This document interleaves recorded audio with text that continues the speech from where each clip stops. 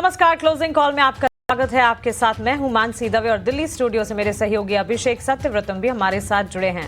भारतीय बाजार के लिए तीसरा सेशन कॉन्जिक्यूटिव जब बिकवाली का दबाव हावी होता हुआ दिख रहा है। वीकली एक्सपायरी का दिन, वॉलेटिलिटी एंटिसिपेटेड है, लेकिन ये जो गिरावट आ रही है ये ग्लोबल फ्रंट पर टैरिफ को लेकर जो अनिश्चितताएं हैं, लगातार अनाउंसमेंट्स आ रहे हैं, उसके तर्ज पर नजर आ रही है। इस वक्त अगर आप देखेंगे बेंचमार्क से लेकर ब्रॉडर मार्केट्स में वॉलेटाइल मूव्स नजर आ रहे हैं। 24,400 के भी नीचे फिसलता हुआ निफ्टी, 24,394 टू बी प्रिसाइज, 55,000 के लेवल्स के आसपास बैंक निफ्टी में भी करीब 350 अंकों की बिकवाली इस वक्त नजर आएगी। और आपको बता दें बैंक निफ्टी के लगभग 12 के 12 शेयरों में बिकवाली है। निफ्टी 50 में भी अगर देखेंगे तो पाएंगे कि मेजर स्टॉक्स जो हैं लगभग गिरावट का रुझान देख रहे हैं। कुछ तमाम स्पेसेस हैं जहां पर हम देख रहे हैं बाजार को सपोर्ट मिलता हुआ। मार्केट की ब्रेथ आपके स्क्रीन पर आप देख रहे हैं। एडवांस डिक्लाइंस के रेशियो में डिक्लाइंस का पलड़ा भारी है। इंडिया विक्स फेयर इंडिकेटर पर भी लगातार नजर बनाकर हम चलेंगे, लेकिन इस वक्त बाजार की बातें एक बार आपके सामने और ऑन द शो आने वाले 1.5 घंटे में हम क्या कुछ लेकर आने वाले हैं वो आपको बताते हैं। उसके बाद एक एक कर स्ट्रैटेजी, खबरों वाले शेयर्स और एक्सपर्ट्स भी हमारे साथ जुड़ेंगे। फेयर इंडिकेटर में भी करीब 1.5% का इजाफा, which is a concern in itself. On the show आज 2:05 पर आपको बताएंगे एफएनओ मार्केट चेक। आपको बताएंगे कि इस वक्त रणनीति क्या होनी चाहिए, आपकी स्ट्रैटेजी क्या बनानी है आपको। वहीं क्लोजिंग ट्रेड्स एक्सपर्ट जब हमारे साथ जुड़ेंगे 2:10 पर, उनसे ट्रेडिंग आइडियाज लेने की कोशिश होगी। बाजार में उथल पुथल है, लेकिन ऐसे में आपको करना क्या है ये आपको बताएंगे। ऑप्शन के चैंपियन, ऑप्शन की एक दमदार रणनीति 2:40 पर आपके लिए हम लेकर आएंगे। वहीं मार्केट एट 3 बाजार में एक्सचेंजेस में जो भी खबरें हैं उन खबरों में से इंपॉर्टेंट न्यूज फ्लोज आपके लिए लेकर आएंगे 3 बजे। 3:10 पर BTS TSTBT ट्रेड्स और साथ ही इवेंट्स टू वॉच यानी कि ट्रिगर्स, इकोनॉमिक इंडिकेटिव एक्शन। लेकिन एक अपडेट जो अभी हम आपको बता भी रहे थे, टैरिफ के मुद्दे पर कल दोपहर 1 बजे प्रधानमंत्री मोदी एक अहम बैठक कर सकते हैं। सूत्रों के हवाले से खबर इस हमें मिल रही है। अगले कुछ दिनों में पुतिन और ट्रंप की भी मुलाकात की संभावनाएं। बाजार की बड़ी बातें आपके स्क्रीन पर आ जाएगी और इस वक्त अगर आप देखेंगे मार्केट का texture weak, Nifty bank Nifty weak और ब्रॉडर मार्केट्स में भी बिकवाली ज्यादा हावी होती हुई नजर आ रही है।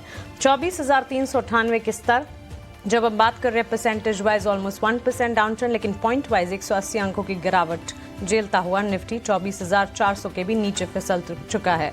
इसके अलावा बैंक निफ्टी अगर देखेंगे 350 अंकों की गिरावट 55,050 के इर्द गिर्द ये भी ट्रेड करता हुआ। साथ साथ ब्रॉडर मार्केट्स में भी गिरावट हावी। सेक्टर स्पेसिफिक बाजार की तस्वीर अगर समझने की कोशिश करेंगे, मेटल, पावर, इंफ्रा शेयरों में गिरावट सबसे ज्यादा हावी होती हुई दिख रही है और जियो फाइनेंशियल सर्विसेज, टाटा मोटर्स जैसे प्लेयर्स हैं ये भी आज बिकवाली का दबाव झेलते हुए। इस बिकवाली में अपॉर्चुनिटी कैसे ढूंढनी है, गिरावट में क्या एंट्री पॉइंट्स मिल रहे हैं नहीं, इस पर विस्तार से आगे हम बातचीत करेंगे।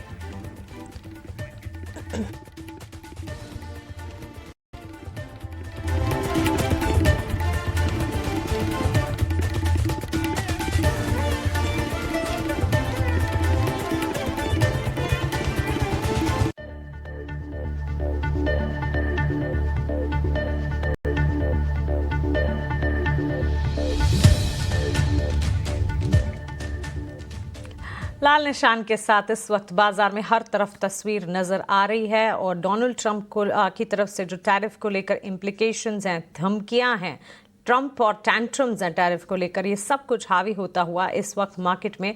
लेकिन भारत भी ट्रंप एडमिनिस्ट्रेशन की तरफ से जो सवाल आ रहे हैं उसके करारे जवाब दे रहा है। आपको बता दें टैरिफ के मुद्दे पर कल दोपहर प्रधानमंत्री नरेंद्र मोदी एक बैठक कर सकते हैं। अभिषेक, ये एक्सपेक्टेड था और आज सुबह से ही इनफैक्ट इंडियन गवर्नमेंट का ये टेक ज़रूर था कि इस तरह की जो टेक्निक है, टैक्टिक्स है, ट्रंप एडमिनिस्ट्रेशन की चल सकती और करारा जवाब तो मिलेगा।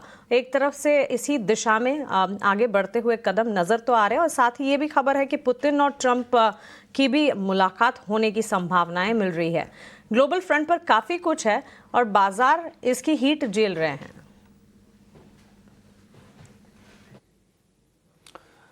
डेफिनेटली मानसी, देखिए क्या है कि आज बाजार में जो कमजोरी आई है ना, हम जिन अहम सपोर्ट की बातचीत कर रहे थे वो अहम सपोर्ट टूटे हैं। निफ्टी पर 24,400 टूट गया। निफ्टी बैंक की हमने बात की कर रहे हैं तो इंट्राडे में 55,000 का लेवल टूटा और सारे जो अहम मूविंग एवरेजेस हैं उसके नीचे जाकर निफ्टी कारोबार कर रहा है और जो 200 जो ईएमए का लेवल है वो सिर्फ 150-200 पॉइंट दूर रह गया है। तो बाजार कहेंगे थोड़ा सा बेयर के ग्रिप में जाता हुआ दिख रहा है। और हम सुबह भी कह रहे थे, अभी यही कह रहे हैं कि ये टैरिफ को लेकर डर नहीं है मानसी, टैरिफ तो ठीक है, यह एक पार्ट है, लेकिन ये जो डर है ना बाजार में, ये अनिश्चितता के चलते है कि ये मामला कितना लंबा खींचेगा। पहली चीज तो ये है कि क्या भारत और अमेरिका के रिश्तों में खटास बढ़ेगी। पीएम मोदी ने आज जो संबोधित उन्होंने किया है, अपने संबोधन में पीएम मोदी ने साफ साफ कहा है कि वो किसानों के मुद्दे पर कभी भी नहीं झुकेंगे। यही नहीं, पीएम मोदी के जो मंत्री हैं, कृषि राज्य मंत्री हैं भगीरथ चौधरी, उनका भी स्टेटमेंट आया है। उन्होंने कहा है कि जल्द ही ट्रंप को पता चल जाएगा कि पीएम मोदी कितने दृढ़ निश्चयी हैं। तो ये मामला कहां तक बढ़ेगा, क्योंकि दरार साफ दिख रही है। ये तकरार जो है बढ़ने की उम्मीद आशंका साफ साफ दिख रही है यहां से। दूसरी चीज ये है कि क्या रूस के साथ रिश्तों को भारत और मजबूत करेगा। अगर ये करता है तो अमेरिका थोड़ा और चिढ़ेगा। अभी तो वो रूस से कच्चा तेल खरीदने को लेकर ही चिढ़ा हुआ है। ये तनाव है। टैरिफ की अनिश्चितता से क्या माहौल खराब होगा निवेश का, ये बाजार को चिंता है। और एफआईज तो लगातार दूरी बना रहे हैं, बाकी एक्सपोर्ट वाले सेक्टर में प्रॉब्लम है। अब ये कल खबर ये आ रही है कि मोदी कल बैठक कर सकते हैं टैरिफ को लेकर, यानी कि सब कुछ ठीक नहीं है।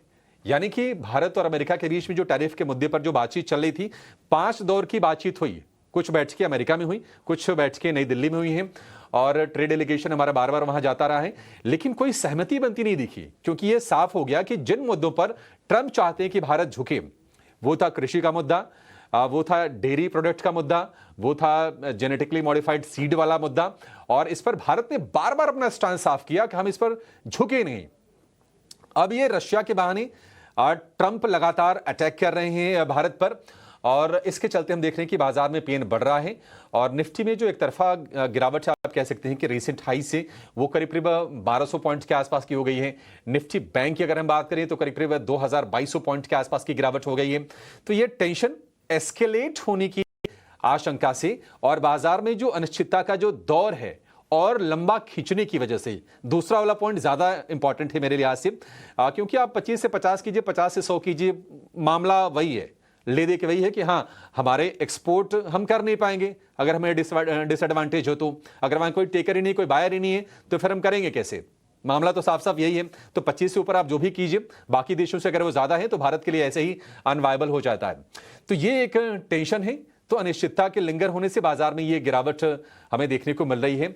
और मे भी थोड़ा सा और परेशान करें जब तक कि कोई बातचीत हो नहीं जाती है। मैं तो चाहूंगा कि ये ट्रंप और पुतिन की मुलाकात जल्दी हो जाए, किसी मुद्दे पर तो पहुंचे, वो चीजें साफ तो हों। पुतिन के बहाने भारत पर निशाना साध रहे हैं डोनाल्ड ट्रंप, और ये पीएम मोदी की उनकी पुरानी दोस्ती रही है। और अब इस तरह का स्टेटमेंट आना, इस तरह की खबरें आना, ये निश्चित तौर पर थोड़ा सा तनाव को बढ़ाने वाला है और बाजार अछूता नहीं है। रिश्ते खराब होने, भारत अमेरिका के बीच में और दरार बढ़ने की आशंका के चलते बाजार ज्यादा परेशान है, न कि टैरिफ के चलते। लेकिन मानसी, आप जरा ये बता दीजिए कि आज कमजोरी तो चौतरफा है, सारे के सारे सेक्टर इंडेक्स टूट रहे हैं। बिग एक्शन कहां पर हो रहा है? बड़े जो बजर्स हैं वो कौन से हैं? अभिषेक, बाजार इतने गिर रहे हैं, बिग एक्शन कहां से ढूंढ कर लाएं? लेकिन है कुछ तमाम स्टॉक्स, कुछ तमाम प्लेयर्स जो कि संभालने की कोशिश कर रहे हैं। हालांकि काफ़ी नहीं है ये कोशिश, लेकिन अगर देखें तो कुछ हद तक ऑटोमोबाइल प्लेयर्स हैं, कंजम्पशन का खेमा है, जहां से हम देख रहे हैं थोड़ा बहुत सपोर्ट मार्केट को मिलता हुआ। हीरो मोटोकॉर्प, इस स्टॉक में अच्छी तेज़ी, मजबूत नतीजे थे, मैनेजमेंट की तरफ से कमेंट्री, प्रेजेंटेशंस, ये सारी चीज़ों को हमने एनालाइज किया। उसके ठीक बाद हमने देखा hero MotoCorp almost result backed action दिखाते हुए करीब 4% की तेज़ी पर ये स्टॉक ट्रेड करता हुआ। इसके अलावा अगर आप देखेंगे फोर्टिस हेल्थ केयर, इस में भी अच्छी मजबूती देखने को मिली है और नए लॉन्ग्स क्रिएट होते हुए ड्यूरिंग द एंटायर सेशन इस स्टॉक में भी नजर आए हैं। अच्छा, आज मिड कैप आईटी प्लेस पर भी नजर रखनी चाहिए, क्योंकि आईटी सेक्टर ने साइडवेज मोमेंटम दिखाना शुरू किया था। नतीजों से शुरुआत, इनफैक्ट रिजल्ट सीजन की शुरुआत आईटी मेजर्स से हुई थी। टीसीएस के नंबर्स खराब है, उसके बाद एक जो नतीजों का सिलसिला चला, आईटी सेक्टर को परेशान कर रहा था। साइडवेज मोमेंटम के बाद एक कमबैक की कोशिश है, टू अर्ली टू से, लेकिन हाँ वहां से भी कुछ हद तक हम देख रहे हैं कोफोर्ज, परसिस्टेंट जैसे स्टॉक्स है जहां पर मजबूती नजर आ रही है। इसके अलावा BHEL के ऊपर एक नजर होनी चाहिए। इनका अगर रिजल्ट का मूव देखेंगे, घाटा इनका बड़ा है और ये बढ़कर दोगुना हो चुका है और इसी के चलते BHEL के स्टॉक को स्क्रीन पर लेकर आएंगे। गिरावट हावी होती हुई स्टॉक में नजर आ रही है। बिकवाली का दबाव है जिसके चलते इस स्टॉक का इस वक्त बिकवाली झेलते हुए लाल निशान के साथ। इनफैक्ट मार्केट का टेक्सचर जिस तरह का है, काफी सारे स्टॉक्स है जहां पर गिरावट हावी होती हुई दिख रही है, लेकिन साथ साथ कुछ स्टॉक्स जैसे कि फार्मास्यूटिकल स्पेस में surprisingly pharma health care basket जो है वो परफॉर्म करने की कोशिश कर रहा है। फोर्टिस हेल्थ केयर में तो हम एक्शन देख ही रहे हैं, लेकिन साथ साथ टोरेंट फार्मा पर भी नजर होनी चाहिए, वहां पर भी अच्छी खासी मजबूती नजर आ रही है और कुछ हद तक लॉन्ग्स जो हैं वो बिल्टअप होते हुए देखने को मिले हैं। सेक्टर स्पेसिफिक बाजार की चाल को अगर समझने की कोशिश करेंगे, लार्जर प्लेयर्स में डाइवर्सिफाइड FMCG स्पेस से जुड़ी कुछ कंपनियां भी हैं जिस पर नजर होनी चाहिए, जैसे कि ITC और ब्रिटानिया। ITC अच्छा एक्शन आज के सत्र में दिखा रहा है और लार्जर प्लेयर्स में जो मेजर कंट्रीब्यूशन आ रहा है उसमें पहले 5 खिलाड़ी जो है उसमें हीरो मोटोकॉर्प के बाद ITC और ब्रिटानिया दोनों स्टॉक्स हैं जहां पर आप मजबूती देख पाएंगे। ऑलमोस्ट 0.5% ही सही, लेकिन गेन्स इस मार्केट में भी इन स्टॉक्स में विजिबल नजर आ रहे हैं। HCL टेक्नोलॉजीज और JSW स्टील को भी इस लिस्ट में एडअप करना चाहिए, वहां पर भी मजबूती के साइंस देखने को मिल रहे हैं। सेक्टर स्पेसिफिक बाजार की चाल को अगर समझेंगे, मीडिया, IT और फार्मा, ये 3 प्लेयर्स, ये 3 सेगमेंट्स हैं जहां पर सेक्टर स्पेसिफिक मूव्स नजर आ रहे हैं। बहुत ही कम मात्रा में कोई बड़ा सपोर्ट इससे मार्केट को मिल नहीं रहा है, लेकिन एटलीस्ट ये सेक्टर्स हरे निशान में ट्रेंड करने के लिए कामयाबी हासिल कर रहे हैं। और इसके विपरीत अगर देखेंगे, FMCG, financial services, auto, metal, PSU bank, real estate, energy, in this order बिकवाली झेलते हुए। ओवरऑल अभिषेक मार्केट का टेक्सचर तो काफ़ी इस वक्त वीक है और जैसे कि आप भी बता रहे हैं कि सिर्फ टैरिफ को लेकर टेंशन नहीं है, लेकिन अनिश्चितताएं, कंटिंजेंट सिनेरियोज और अनसर्टनिटीज जो हैं वो बाजार पर और ज़्यादा हावी होती हुई नजर आ रही है। इंडेक्स को ही देख लेते हैं अभिषेक, और इंडेक्स लगातार टूटता हुआ कहाँ हम देख रहे थे 25,000, 25,200 के लेवल्स और उन स्तरों से आगे की बात होती थी। अब आप देखिए 24,800, फिर 24,700, 600, 500, अब 24,400 के भी नीचे लुढ़कता हुआ। इनफैक्ट 24,400 के लेवल्स को भी अगर सस्टेन कर जाएं, जद्दोजहद लगातार निफ्टी की जारी है। 1100 अंकों की बिकवाली हम देख चुके हैं पिछले 1 महीने में निफ्टी में, और साथ साथ बैंक निफ्टी पर भी। स्ट्रैटेजी पर क्या राय होगी अभिषेक? मानसी देखिए, बहुत ही अहम सपोर्ट टूटे हैं और अब तो मतलब 10 DMA, 50 DMA, 100 DMA सारे के सारे लेवल टूट गए और अब बातचीत हो रही है कि 200 EMA की हम बहुत EMA के काफ़ी नज़दीक आ गए हैं। 200-250 पॉइंट की दूरी रह गई है, तो कन्विक्शन नहीं है मानसी, कॉन्फिडेंस नहीं है। अब जिनके लॉन्ग्स हैं, अब मुझे लगता है ना कि बहुत ही कम पोजीशन रखनी चाहिए और यहाँ से जो अनिश्चितता है, ऐसा नहीं कि बाजार में कुछ हम यहाँ से बेहतरी की उम्मीद कर रहे हैं। आप ये देखिए कि मतलब जहां इक्के दुक्के नतीजे आ रहे हैं तो वो बाजार के मूड को अपलिफ्ट नहीं कर रहे हैं। पिछले दिनों क्या हो रहा था कि 1-2 नतीजे खराब आ रहे थे तो पूरे बाजार को गिरा रहे थे। बजाज फाइनेंस के आए तो हमने उसी तरह से देखा था, कोटक बैंक के जब नंबर आए फिर हमने देखा था। तो इन नतीजों का असर हम देख नहीं रहे हैं और चौतरफा गिरावट हो रही है। अब यहाँ से 24,000 के लेवल ही साफ दिखाई दे रहे हैं। एक कॉल साइड की अगर हम पोजिशनिंग देखें तो 3 लाख कॉन्ट्रैक्ट का ओपन इंटरेस्ट है पुट साइड पर, 24,300 के पुट पर। तो वहां थोड़ी सी हो सकता है कि वहां सपोर्ट ले, अदरवाइज तो मामला बड़ा कमजोर लग रहा है।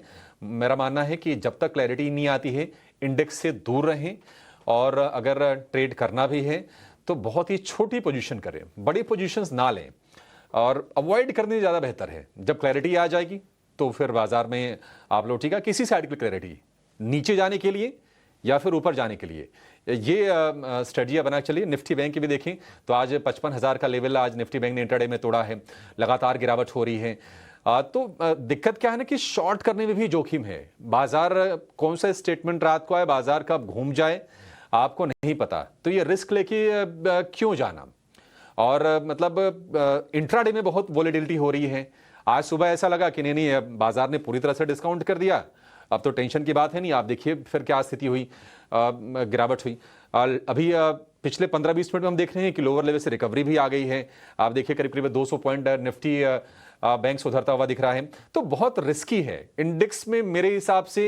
नो ट्रेड, अगर तेजी की पोजीशन है मेरा मानना है कि निकल जाना बेहतर है।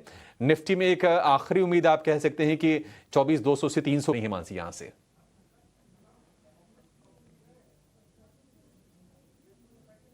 हुई नजर आ रही है, लेकिन भारतीय सरकार की कड़ी नज़र है इन तमाम डेवलपमेंट्स पर और इन पर करारा जवाब लगातार देने की कोशिश, और सिर्फ जवाब ही नहीं, रैशनल अप्रोच हमेशा से जिस तरह से भारतीय सरकार और प्रधानमंत्री नरेंद्र मोदी जी अपनाते हैं, उसी तरह का अप्रोच एक बार फिर पीएम मोदी ने आज MS स्वामीनाथन शताब्दी इंटरनेशनल कॉन्फ्रेंस में अमेरिका के टैरिफ पर कड़ा जवाब दिया। पीएम ने कहा कि भारत कभी भी किसानों के हितों से समझौता नहीं करेगा। हमारे लिए अपने किसानों का हित सर्वोच्च प्राथमिकता है।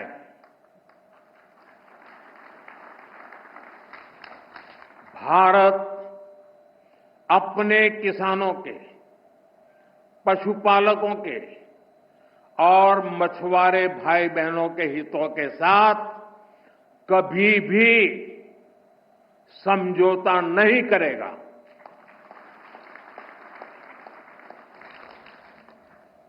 और मैं जानता हूं व्यक्तिगत रूप से मुझे बहुत बड़ी कीमत चुकानी पड़ेगी, लेकिन मैं इसके लिए तैयार हूं। मेरे देश के किसानों के लिए, मेरे देश के मछुआरों के लिए, मेरे देश के पशुपालकों के लिए आज भारत तैयार है।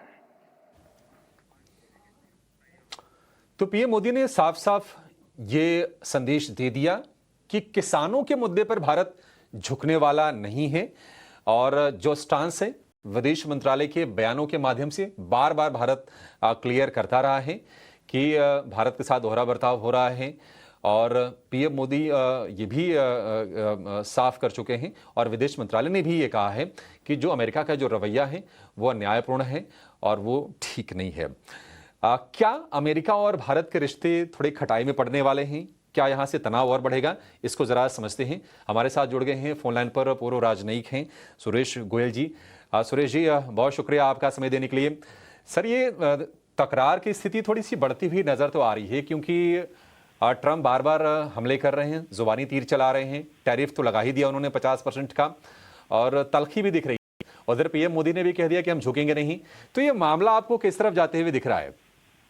देखिए, जो टैरिफ लगाया है वो तो लगाया है, और तलखी दोनों तरफ से ही नजर आ रही है। जैसा कि आपने कहा, प्रधानमंत्री मोदी ने जो जवाब दिया और जो ट्रंप ने कहा, वो जो है, तो तलखी दोनों तरफ से नजर आ रही है। टकरार की स्थिति पैदा हो रही है। लेकिन जहां तक मैं समझता हूं, हमें डिप्लोमेसी में या ये इस तरह के विदेश रिश्तों में ये कोई भी चीज एक दिन की या 2 दिन की नहीं होती है कि आज आपने खाना पकाया और खाना खा लिया। हमेशा टाइम लगता है ये, और हमें थोड़ी सी पेशेंस रखनी पड़ेगी। हम जानते हैं कि ट्रंप जो है बड़े वॉलेटाइल है, बड़े टेम्परामेंटल हैं, लेकिन मजबूरी है कि वो अमेरिका के राष्ट्रपति हैं, और जैसा भी हो, उनका मूड जैसा भी हो या जो भी हो, हमें उसको समझने की कोशिश करनी पड़ेगी। एक्सेप्ट करें या नहीं करें बात अलग है, लेकिन समझने की कोशिश करनी पड़ेगी। तो मेरा मानना ये है कि जो हो रहा है, टकराव की स्थिति पैदा हो रही है, ये हो रही है, इसको ऑब्जर्व करना है, हमें देखना है कब तक चलेगी। क्योंकि भारत और अमेरिका के रिश्तों का जो कंटेंट है, सब्सटेंटिव कंटेंट जो है, वो इतना ज्यादा अहम है कि उन रिश्तों में मैं नहीं समझता हूं कि परमानेंटली लॉन्ग ड्यूरेशन में कोई दरार की गुंजाइश है।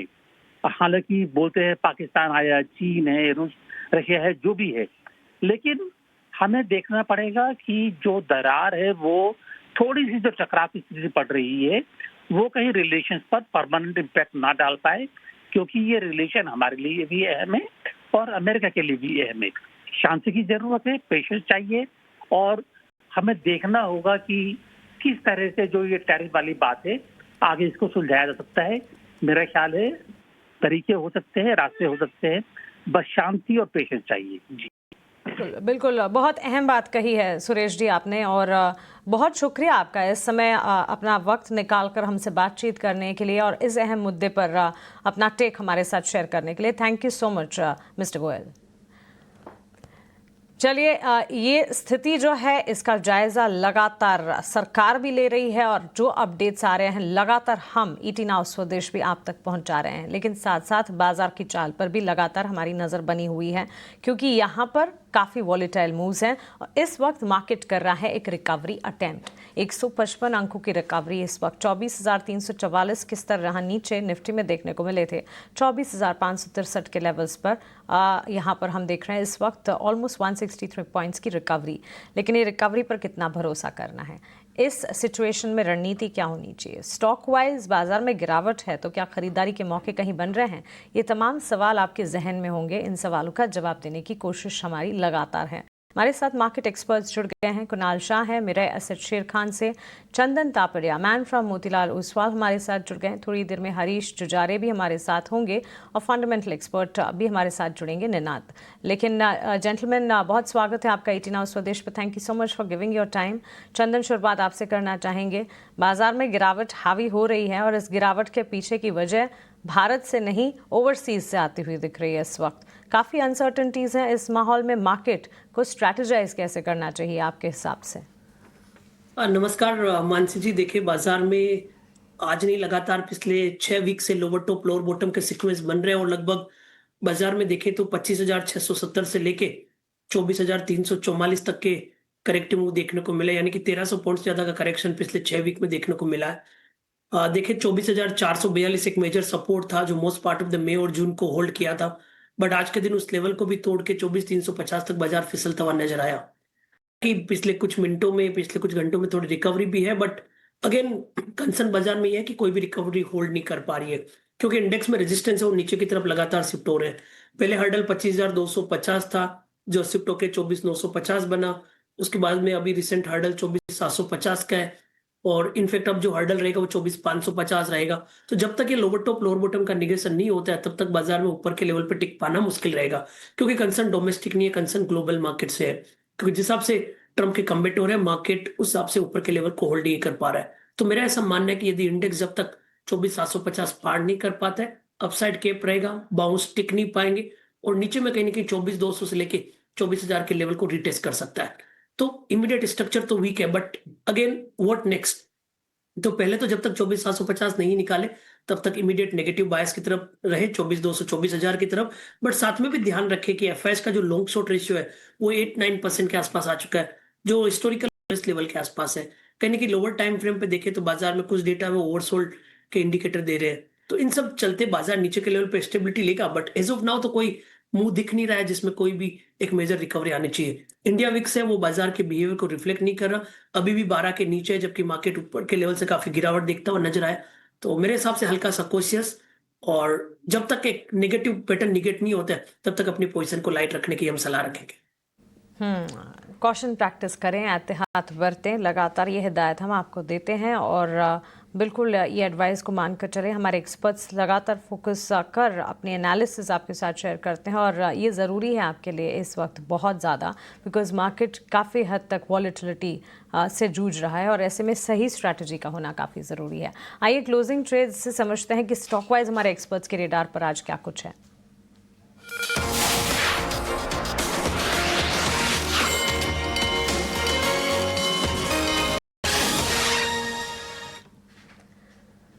मिराय एसेट शेर खान से हमारे साथ कुणाल शाह भी जुड़ गए हैं। कुणाल, गुड आफ्टरनून, स्वागत है आपका ईटी नाउ स्वदेश पर।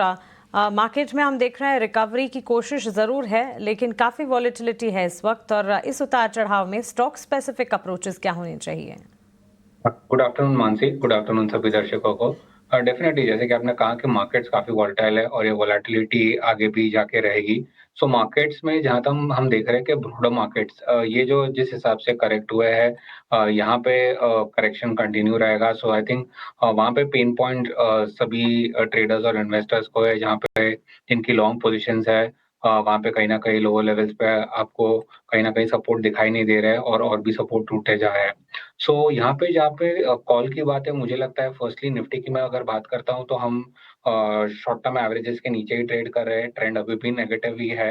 हमें लगता है कि डाउन साइड पे निफ्टी 20 24,200 को टेस्ट करने आएगा एंड 24,000 जहाँ की निफ्टी का 200 डीएमए है वो भी टेस्ट हो जाएगा। सो आई थिंक ये पूरा लेग कंप्लीट होगा एंड फिर उसके बाद हम एक अच्छी खासी रैली देखेंगे निफ्टी में। जहाँ तक बैंक निफ्टी की बात है, यहाँ पे जैसे कि निफ्टी ने आज अपना 100 डीएमए टच किया एंड वहां से हमने रिकवरी देखी। बैंक निफ्टी का जो 100 डीएम है वो है 54,700 पे। सो हमें लगता है बैंक निफ्टी भी अभी भी सेल ऑन राइज मोड पे है, अपना 100 डीएमए टेस्ट करने आएगा 54,700 के लेवल्स तक। सो यहाँ पे भी कोई भी बाउंस मिलता है तो वहाँ पे सेल ऑन राइज का ही अप्रोच रखना चाहिए। बैंक निफ्टी का जो रेजिस्टेंस है हाई लेवल पे वो है 55,700। जब तक ये नहीं तोड़ता है तब तक ट्रेंड रिवर्स नहीं होगा और निफ्टी जब तक 24,700 नहीं निकालता है तब तक ये ट्रेंड रिवर्स नहीं होगा। सो बाउंसेस एक अपॉर्चुनिटी रहेगी वापस शॉर्ट करने के लिए। जहाँ तक स्टॉक स्पेसिफिक बात है, फर्स्ट है मेरा जो स्टॉक है मिड कैप स्पेस में से वो है के fintech. I think capital markets as a structure हमने देखा है काफी वीकनेस और ये वीकनेस आगे जाके कंटिन्यू रहेगी। सो के फिनटेक में हम देख रहे हैं कि एक लो टॉप लो बॉटम बन रहा है। स्टॉक अपने शॉर्ट टर्म मूविंग एवरेजेस के नीचे है। आज स्टॉक ने अपना जो एक लो था बोल दिया है तो यहाँ से सेलिंग प्रेशर और भी बढ़ते जाएगा। तो के फिनटेक पे सेल की सलाह रहेगी। 1080 के आसपास स्टॉक चल रहा है, आपको 1120 का स्टॉप लॉस रखना है। डाउन साइड पे मैं 1040 से लेके 1020 तक के टारगेट देख रहा हूँ के फिनटेक में। सेकेंड स्टॉक है जो मेरे बाय के रडार में है और यहाँ पे मुझे लगता है कि एक वॉलेटाइल मार्केट में एक आउट परफॉर्मेंस कंटिन्यू रहेगी यहाँ पे, वो है डी मार्ट।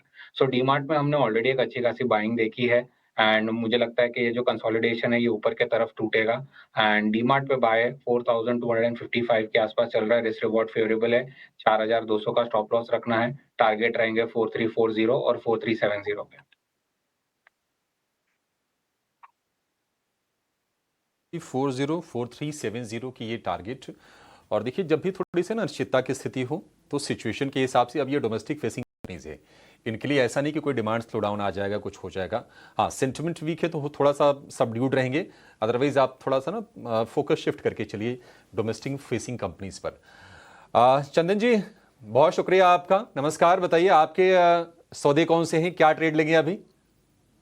बिल्कुल, देखिए इस मार्केट में अगेन कुछ सेलेक्टिव सेक्टर है जो कंटिन्यूसली रिजिलियंस दिखा रहे हैं और वहां पे स्ट्रेंथ बनी हुई है और इस बाजार में मेरे हिसाब से उसी पे फोकस करना चाहिए। एक तो हम ऑटो सेगमेंट में पॉजिटिव हुए और इनफैक्ट पिछले कुछ दिनों से हम हीरो मोटो, टीवीएस मोटर, हुंडई जैसे काउंटर पे खरीदारी की सलाह दे रहे हैं और आप देखोगे कि निफ्टो ऑटो कहीं ना कहीं एक टॉप गियर की तरफ बढ़ने के लिए तैयार है। तो मेरा फोकस अब रहेगा टीवीएस मोटर पे। मेजर ट्रेंड काउंटर का पॉजिटिव है और आप देखोगे कल के कंसोलिडेटिव मूव के बाद आज हायर बेस बना के वापस मोमेंटम के लिए काउंटर तैयार हो रहा है। तो यहाँ पे हम खरीदारी की सलाह रखेंगे। 2,915 का सपोर्ट रहेगा, ऊपर में कहीं ना कहीं 3,080 तक के टारगेट टीवीएस मोटर में देखने को मिलने चाहिए। उसके अलावा एक काउंटर अच्छा लग रहा है वो है डिलीवरी। डिलीवरी की बात करें तो मेजर ट्रेंड पॉजिटिव है, हाई टॉप हाई बॉटम का सीक्वेंस इंटेक्ट है। 2 दिन के कंसोलिडेशन के बाद में एक perfect bullish belt hold kind of pattern बन रहा है। तो यहाँ पे 252 के सपोर्ट से खरीदारी की सलाह रखेंगे और डिलीवरी कहने की 282 तक के टारगेट दिखाता हुआ नजर आएगा। सो ऑटोपेक में टीवीएस मोटर और एक डिलीवरी, 2 काउंटर है जो हमारी यहाँ पे प्रेफर्ड पिक रहेगी, जहाँ पे बाजार के डिक्लाइन के बावजूद भी यहाँ पे आपको स्ट्रेंथ देखते हुए मिलेगी और कहीं ना कहीं आपको अल्फा जनरेट होता हुआ मिलेगा। ठीक है, टीवीएस मोटर के लिए 3,080 का शायद आपने टारगेट बताया चंदन जी, करेक्ट? बिल्कुल 3,080 ना? बिल्कुल 3,080 तक के टारगेट है और जो मौजूदा ठीक है, टीवीएस के लिए 3,080 का टारगेट कर लीजिए। हाँ, 3,080 के टारगेट होंगे टीवीएस के लिए। और डिलीवरी की बात करें तो 282 रुपए का टारगेट होगा, 252 रुपए का स्टॉप लॉस होगा। डिलीवरी के नतीजे अच्छे आए थे और हम देख रहे हैं कि इंटीग्रेशन उनके ई कॉम जो अधिग्रहण किया था उसका बेनिफिट उनको मिलने लगा है और ऑपरेशनल जो नंबर्स इन्होंने रिपोर्ट किए थे वो काफ़ी अच्छे थे। उसके बाद हम तेज़ी का दौर देख भी रहे हैं। तो टीवीएस मोटर और डिलीवरी ये आपके रडार पर होनी चाहिए, यहाँ पर आपके लिए मौके बन जाएंगे। ये 2 शेयर होंगे चंदन जी की तरफ से। एक छोटे से ब्रेक के लिए रुकेंगे और ब्रेक के बाद जब लौटेंगे तो आपको बताएंगे कि बिग एक्शन स्टॉक्स कौन से हैं आज के मार्केट में और जो नतीजे आने वाले हैं आगे उन पर भी हम करेंगे फोकस, क्योंकि बाजार की नज़र अब एसबीआई के नतीजों पर है, टाटा मोटर्स के नतीजों पर है। नतीजे कैसे आएंगे इसकी चर्चा छोटे से ब्रेक के बाद।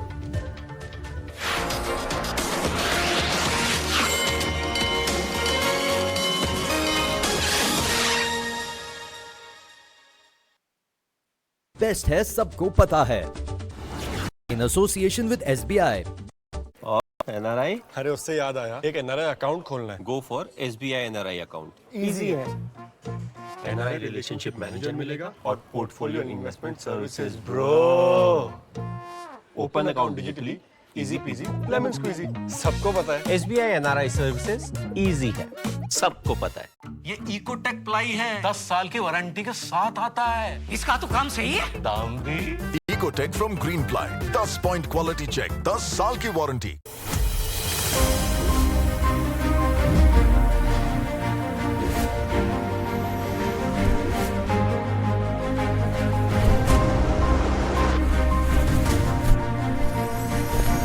Adani presents Times Now Amazing Indians Awards 2025.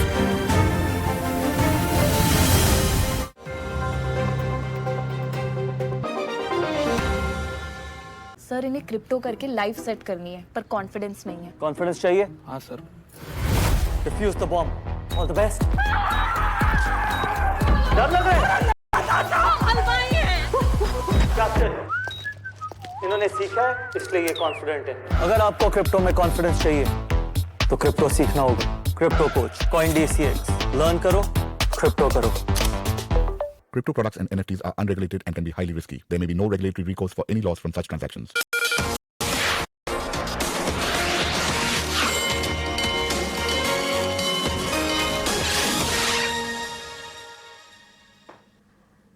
Break के बाद स्वागत है आपका। और चंदन तापड़िया हमारे साथ जुड़े हुए हैं और साथ साथ हरीश जुजारे भी हमारे साथ अब जुड़ गए हैं और उनसे बातचीत करते हैं और समझते हैं कि इस वक्त कुणाल शाह के साथ भी उनके ट्रेडिंग आइडियाज़ हमने जान लिया। हरीश जुजारे से अब जानते हैं। Harish, good afternoon. Closing trades से शुरुआत करते हैं, बताइए।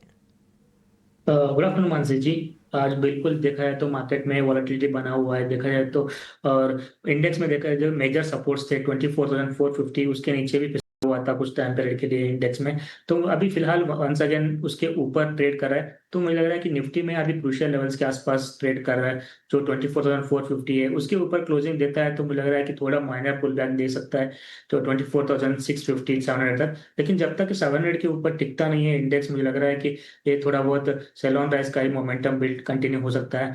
तो थोड़ा कॉशियस होने की जरूरत है। आज का क्लोजिंग बिल्कुल 24,450 के आसपास क्लोज उसके ऊपर देता है तब भी जाके हमें लग रहा है कि थोड़ा बहुत सस्टेन हो सकता है, नहीं तो फिर से एक बार गिरावट कंटिन्यू हो सकता है कल के दिन में भी। तो मोस्टली लग रहा है कि मार्केट आज का जो भी मोमेंटम देखने मिल रहा है वो एक्सपायरी की ट्रेडिंग की वजह से लग रहा है। और दो स्टॉक्स मेरे रडार पे है, मुझे लग रहा है कि थोड़ा पहला स्टॉक रहेगा एशियन पेंट्स में। देखिए लास्ट कुछ दिनों से कंटिन्यूस अप ट्रेंड देखने मिल रहा है एशियन पेंट्स में। मुझे लग रहा है कि अभी भी इसमें ट्रेंड पॉजिटिव है। ऊपर की ओर मुझे टारगेट्स बना दिखाई दे रहे 2,600 के लिए ऊपर की ओर। तो मुझे लग रहा है कि करंट लेवल्स पे एक बार बाय कर सकते हैं और एशियन पेंट्स में। और स्टॉप लॉस मेंटेन करना चाहिए 2450 का, और टारगेट्स बनेंगे 2600 का शॉर्ट टू मीडियम टर्म के लिए एशियन पेंट्स में। और दूसरा स्टॉक रहेगा मेरा एक टीवीएस मोटर्स में। देखा है तो लास्ट कुछ दिनों से कंसोलिडेशन में है स्टॉक प्राइस, और कल के ट्रेडिंग सेशन में एक क्लियरली एक प्रीवियस ऑल टाइम के ऊपर क्रॉस कर दिया था। मुझे लग रहा है कि यहाँ पे मोमेंटम बिल्टअप हो रहा है वापस से, और मुझे लग रहा है कि ऊपर के वो 3100 के लेवल से एक्सपेक्ट कर सकते हैं मूवमेंट टीवीएस मोटर्स में। तो करंट लेवल से बाय करने की रिकमेंडेशन रहेगी और स्टॉप लॉस मेंटेन करना चाहिए 2900 का स्टॉप लॉस मेंटेन करना चाहिए, और ऊपर 3100 का टारगेट्स बनेंगे टीवीएस मोटर्स में। ऑटो स्टॉक्स हैं हमारे एक्सपर्ट्स के फोकस रेडार पर। कंजम्पशन प्लेयर्स में हमारा फोकस है, वहाँ पर कुछ हद तक हम देख रहे हैं आज के सत्र में मोमेंटम बेस्ड कामकाज देखने को मिल रहा है। लेकिन इसी के साथ साथ मिड कैप आईटी स्टॉक्स पर भी एक नज़र होनी चाहिए। कोफोर्ज, परसिस्टेंट, चंदन, ये स्टॉक्स हमारे फोकस में रहते भी थे, इसके डिस्कशंस भी होते थे, लेकिन आईटी सेक्टर के लिए पिछला कुछ कह सकते हैं दौर जो है वो काफ़ी कमज़ोर रहा। लेकिन आज वापस से हम देख रहे हैं मिड कैप आईटी स्टॉक्स में एक बढ़त के साथ कामकाज। अटेम्प्ट सोमवार के सेशन में भी हुई थी, आईटी प्लेयर्स ने वापस कम बैक किया था। टू अर्ली टू से, या फिर यहाँ से अब तेज़ी की तरफ बढ़ते हुए नज़र आ सकते हैं ये स्टॉक्स? टू अर्ली टू से, बिकॉज आई थिंक आज पहला दिन है जहाँ पे थोड़ा सा रिकवरी देखने को मिला है, और वो भी पिछले 1 घंटे में जब पूरे बाजार में रिकवरी हुई है। तो निफ्टी आईटी एक बीटन डाउन नेम रहा है पिछले लगभग आप 4-5 वीक की बात करें, हालांकि एक डीप ओवरसोल्ड टेरिटरी में जा चुका है, कहीं ना कहीं बुलिश डाइवर्जेंस जैसे प्राइस पैटर्न है, तो कहीं ना कहीं जो मंदी है वो थोड़ी सी होल्ड करनी चाहिए, बट मेजर आउट परफॉर्मेंस होगा ऐसा अभी तक फिलहाल लग नहीं रहा है। बट यदि काउंटर स्पेसिफिक हम बात करें तो ऐसा लग रहा है कुछ काउंटर्स में बाइंग इंटरेस्ट बन सकते हैं। आपने यहाँ पे कॉफोर्स की बात की, कल के बड़ी गिरावट देखी थी, 1634 तक के स्विंग बनाए, आज उन्हीं लेवल को रेस्पेक्ट करते रिकवरी हुई है, तो हो सकता है कि यहाँ पे थोड़ा और रिकवरी एक्सटेंड हो जाए, ऊपर में 1720 1750 तक के लेवल यहाँ पे बन सकते हैं। उसके अलावा दूसरे आईटी काउंटर्स की बात करें तो मोस्ट ऑफ द काउंटर या तो पहले के ओवरऑल नेगेटिव ट्रेंड में है, और या फिर उस नेगेटिव ट्रेंड के बाद में अब पूरे इंडेक्स के साथ में कहीं ना कहीं रिकवरी का मोड दिखा रहे हैं। दिग्गज काउंटर की बात करें, चाहे टीसीएस हो या इन्फोसिस हो, अभी भी यहाँ पे लोअर टॉप लोअर बॉटम के सीक्वेंस इंटेक्ट है। तो कोफोर्ट जैसे कुछ सिलेक्टिव मिड के काउंटर्स है जहां पे आप फोकस करना चाहिए यदि आपको निफ्टी आईटी में भी कोई बार्गेन बाय करना है या फिर अपने पोर्टफोलियो को डाइवर्सिफाई बनाने के लिए कोई आईटी काउंटर को सिलेक्ट करना है। स्टॉक्स पर ये टेक इस वक्त हाँ, इसमें मोमेंटम आज के सत्र में दिख रहा है, लेकिन पिछले दिनों में हम काफ़ी गिरावट भी झेल चुके हैं, देख चुके हैं। इसी के चलते अगर पोजीशन है उसे इंटैक्ट रखा जा सकता है, नई पोजीशंस के लिए एक बार सोचना चाहिए। फिलहाल इस मोमेंटम को एक बार ऑब्जर्व करते हैं कितनी आगे बढ़ता है या नहीं, और इसके बाद रिव्यू ज़रूर करेंगे इसे आने वाले सेशंस में। लेकिन अब बात करते हैं एसबीआई की। एसबीआई के स्टॉक को एक बार स्क्रीन पर लेकर आते हैं, और नतीजों से ठीक पहले ये स्टॉक फोकस रेडार पर रहेगा। कल एसबीआई के नंबर्स आने वाले हैं, और उससे ठीक पहले आज के सत्र में हम देख रहे हैं बाजार की गिरावट के साथ ही इस स्टॉक में भी बिकवाली का दबाव है। हालांकि बड़ी गिरावट नहीं नज़र आ रही है। ऐसे कैसे रहेंगे नतीजे, कौन से पैरामीटर्स हैं जिस पर आपको फोकस रखना चाहिए, नतीजों को लेकर उम्मीदें क्या लगानी है, सब कुछ बताने के लिए मेरे सहयोगी वरुण अब हमारे साथ जुड़ गए हैं। वरुण, बताइए एसबीआई के नंबर से एक्सपेक्टेशंस क्या हैं? देखिए, एसबीआई की ग्रोथ धीमी रहेगी। इनफैक्ट इस क्वार्टर में अगर आप देखेंगे तो ज़्यादातर बैंक्स ने धीमी ग्रोथ डिलीवर की है, और एसबीआई से भी इसी तरह की उम्मीदें हैं। हमारा अनुमान है कि लोन ग्रोथ जो है वो करीब 11 से 12% के आसपास रहेगी। डिपॉजिट ग्रोथ जो है करीब 12 से 13% के आसपास रहने वाली है। बैंक का जो नेट इंटरेस्ट इनकम है, प्रॉफिटेबिलिटी है और पीपीओपी जो है, वहाँ पे आपको सिंगल डिजिट ग्रोथ देखने मिलेगी। इनफैक्ट लो सिंगल डिजिट ग्रोथ जो है उसका अनुमान हम लगा के चल रहे हैं। इनफैक्ट मुनाफा तो कंपनी का फ्लैट ही रहने वाला है। नो डाउट जो ऑपरेशनल एक्सपेंस है वो थोड़े कम होंगे, और साथ ही साथ ट्रेजरी गेन्स का थोड़ा बहुत फ़ायदा मिलने का अनुमान लगाया जा रहा है, लेकिन ओवरऑल ग्रोथ जो है वो सबड्यूड रहने वाली है। जहाँ तक एसेट क्वालिटी की बात करें तो gross NPS, net NPS stable रहेंगे, लेकिन अगर आप देखेंगे तो स्लिपेजेस साल दर साल नहीं, लेकिन क्वार्टर अगर आप देखेंगे तो थोड़ी बहुत बढ़ोतरी आपको वहाँ देखने मिल सकती है। खासकर एग्री साइड पे शायद थोड़ा बहुत प्रेशर आपको देखने मिल सकता है, जिसकी वजह से स्लिपेजेस जो है वो बढ़ सकते हैं। जहाँ तक नेट इंटरेस्ट मार्जिन की बात करें तो वहाँ पे करीब 10 से 20 बेसिस पॉइंट के आसपास की गिरावट जो है वो आपको एसबीआई में देखने मिल सकती है। तो ओवरऑल अगर आप कहेंगे तो एक स्लो ग्रोथ क्वार्टर जो है वो एसबीआई के लिए ये तिमाही रहने वाली है। रह सकती है एसबीआई की तिमाही नतीजों से एक्सपेक्टेशंस इस वक्त, और नंबर्स के साथ साथ हम रिव्यूज़ भी आपके सामने रखेंगे। लेकिन हरीश, एक टिक आपसे जानना चाहूँगी, एसबीआई ऑलमोस्ट 0.5% डाउन ट्रेंड्स 803 के लेवल्स पर इस वक्त, नतीजों से पहले क्या राय होगी? मानते जी, अगर एसबीआई के चार्ट अक्षर दिखते हैं, देखिए लास्ट कुछ दिनों से एक साइड बेस में है, और नीचे में देखा है तो 780 के अराउंड एक स्ट्रॉन्ग बेस बना हुआ है, उसके ऊपर ही होल्ड कर रहा है मल्टीपल डेज से, और ऊपर के ओर 840 का रेजिस्टेंस है। मुझे लग रहा है कि जब तक 840 के ऊपर नहीं निकलता है तब तक मुझे लग रहा है कि एक बड़ा सा रैली देखना मुश्किल है स्टॉक में। तो फिलहाल के लिए मुझे लग रहा है कि कंसोलिडेशन में ही स्टॉक प्राइस कंसोलिडेट में ही है, और नीचे में जैसे बताया 780 का नीचे स्ट्रॉन्ग बेस है और ऊपर 840, तो मुझे लग रहा है कंसोलिडेशन और कुछ टाइम पीरियड के लिए कंटिन्यू हो सकती है। 840 के ऊपर ही मुझे लग रहा है कि एक बड़ा सा तेजी देखने मिल सकता है। थोड़ा वेट एंड वॉच करना चाहिए। स्टॉक रिजल्ट आने के बाद अगर 840 के लेवल्स बिल्कुल क्रॉस करता है तब भी जाके मुझे लग रहा है कि बाइंग करना चाहिए। तो फिलहाल के लिए मैं अवॉइड करता हूँ स्टॉक को। पहले वेट एंड वॉच का नजरिया, पोजीशन है तो बरकरार रखी जाए, नई पोजीशन के लिए फिलहाल अवॉइड कैटेगरी की राय मिलती हुई इस वक्त एसबीआई के स्टॉक प्राइस पर वेट एंड वॉच। इस नोट एक छोटे से ब्रेक के लिए हम रुक रहे हैं, ब्रेक के उस पार भी चर्चा जारी रहेगी, आप बने रहें।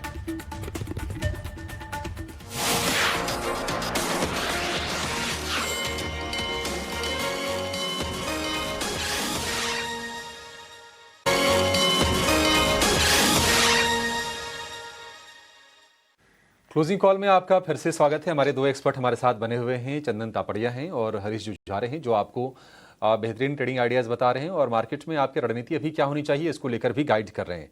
लेकिन बाजार बहुत ज़्यादा वोलेटाइल भी है, मतलब किस पर भरोसा करें? तेजी पर भरोसा करें, मंदी पर भरोसा करें, पता नहीं चल रहा है, क्योंकि आप निफ्टी देखिए करीब 150 पॉइंट के आसपास से रिकवरी निफ्टी में हो गई।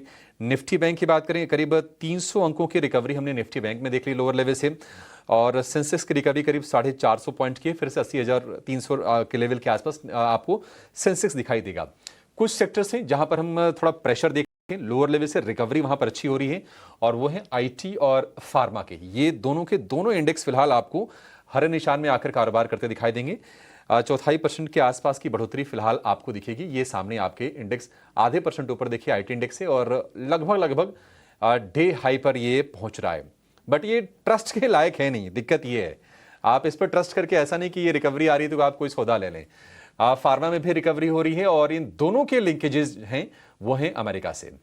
फार्मा पर तो सीधे सीधे ट्रंप बोल चुके हैं कि वो 250% का टैरिफ लगाएंगे, दवाओं के दाम घटाने के भी आदेश दिए हैं, तो वो एक ओवरहैंग बना हुआ है। हालांकि अभी जो टैरिफ लगा है ये 50% का, मतलब अतिरिक्त को मिला के, फार्मा अभी इससे बाहर है, फार्मा पर अलग से आएगा, वो क्या होगा पता नहीं, तो थोड़ी सी अनिश्चितता उसकी बनी हुई है।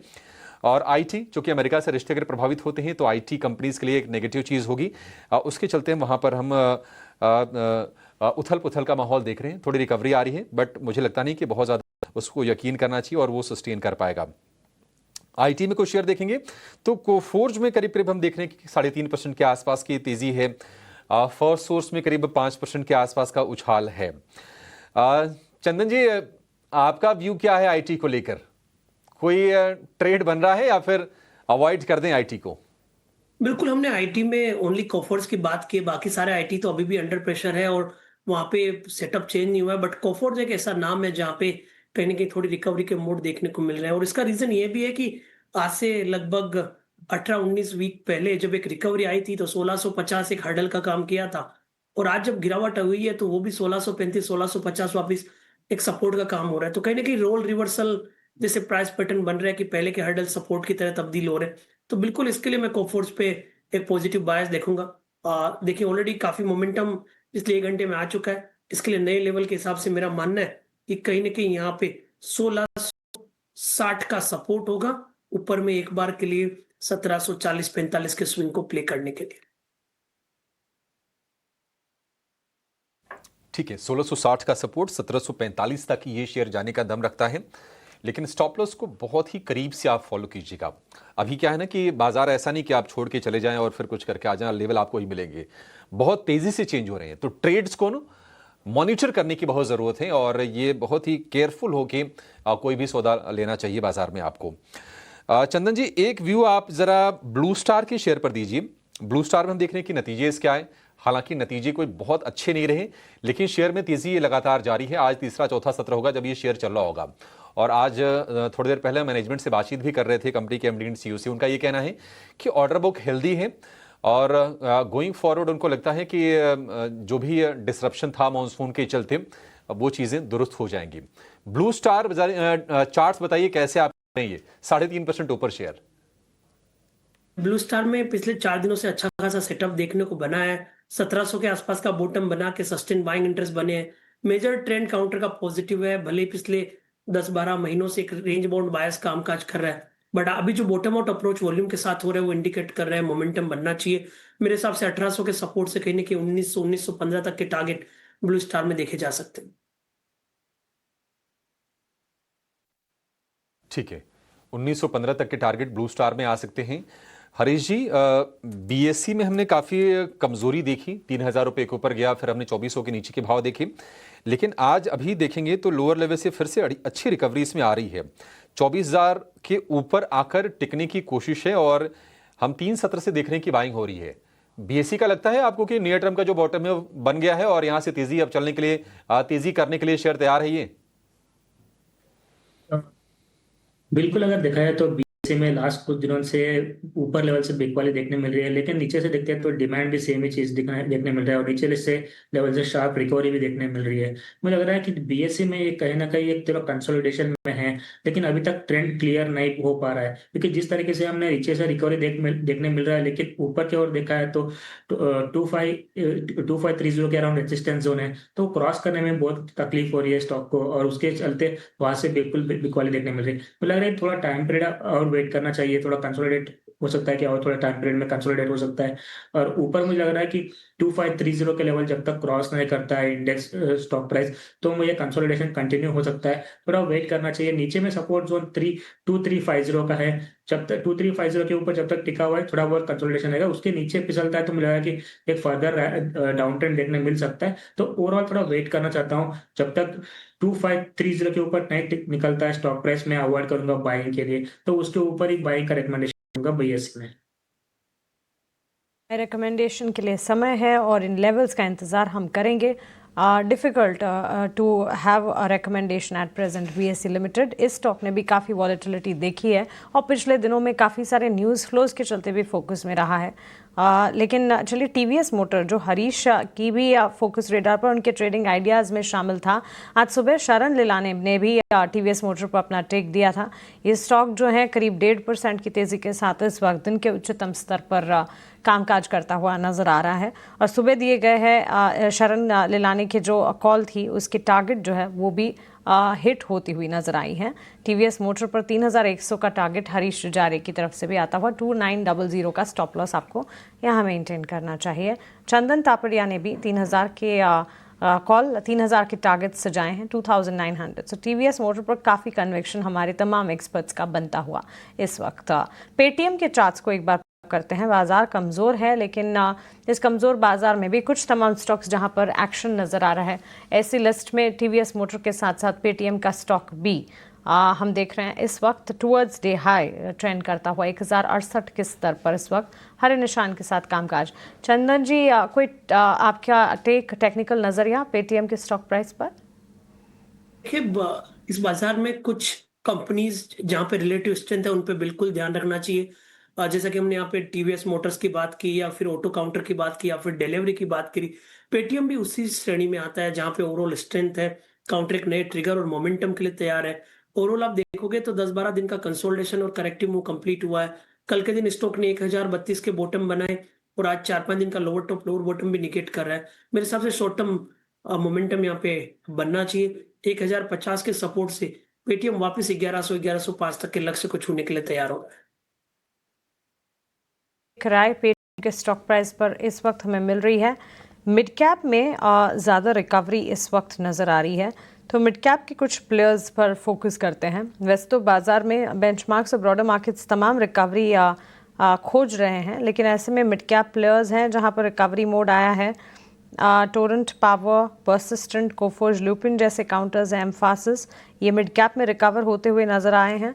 स्मॉल कैप की लिस्ट को भी अगर देखेंगे तो इसमें भी कुछ तमाम प्लेयर्स हैं जहां से अच्छा खासा एक्शन है। CESC यहाँ पर लगातार लॉन्ग्स डेवलप होते हुए नज़र आ रहे हैं। NCC के स्टॉक प्राइस में भी आज अच्छी मजबूती है और ITI limited topping the charts करीब 8% की बढ़त के साथ इस स्टॉक में आज कामकाज देखने को मिला है। हरीश, ITI लिमिटेड पिछले कुछ दिनों से काफ़ी चर्चा में है, स्टॉक में अच्छा खासा मूव भी है इसके। इनफैक्ट ITI लिमिटेड की मैं बात कर रही हूँ।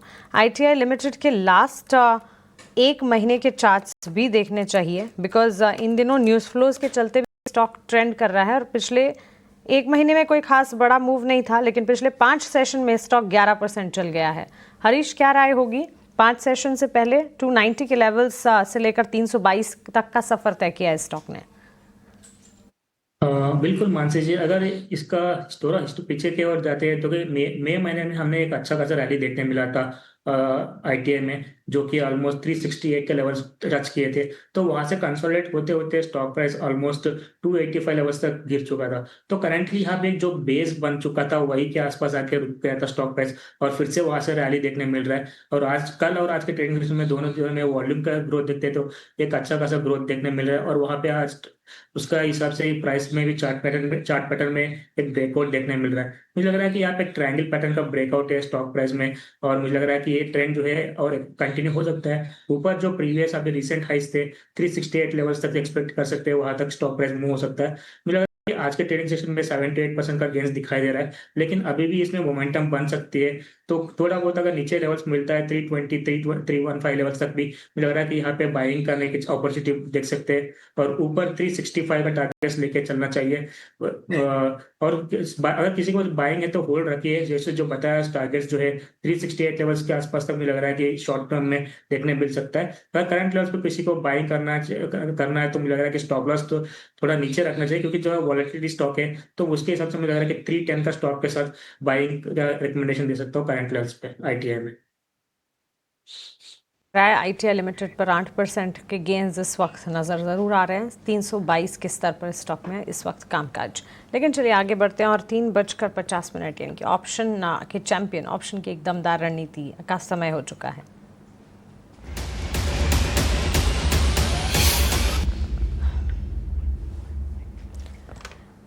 JM फाइनेंशियल के तेजस शाह हमारे साथ जुड़ गए हैं ऑप्शन की एक दमदार रणनीति लेकर। तेजस, गुड आफ्टरनून, बताइए।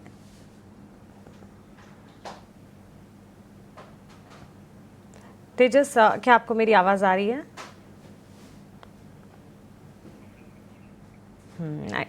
आई थिंक तेजस से हमारा संपर्क नहीं हो पा रहा है।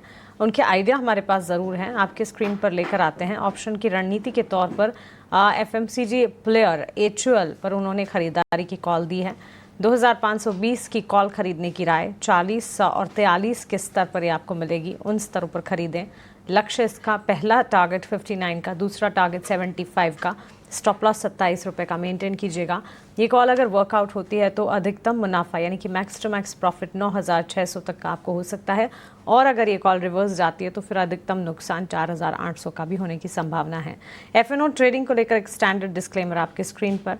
FNO ट्रेडिंग रिस्की हो सकती है और इसी वजह से FNO ट्रेडिंग में 10 में से 9 लोगों को नुकसान होता है। FNO ट्रेडर्स को औसतन 1 लाख का नुकसान होता है। घाटा होने के बावजूद 28% ट्रांजैक्शन के रूप में देना होता है, वहीं मुनाफा होने पर 15 से 50% ट्रांजैक्शन के रूप में खर्च होता है। इसीलिए अपने सलाहकार से सुझाव लें, सलाह लें और समझने के बाद ही FNO ट्रेडिंग में उतरें। और इसी के साथ बाजार रिकवरी की पूरी कोशिश करता हुआ इस कोशिश में कामयाबी भी हाथ लग रही है। लेकिन एक छोटे से ब्रेक लिए हम रुकेंगे, जल्द लौटेंगे।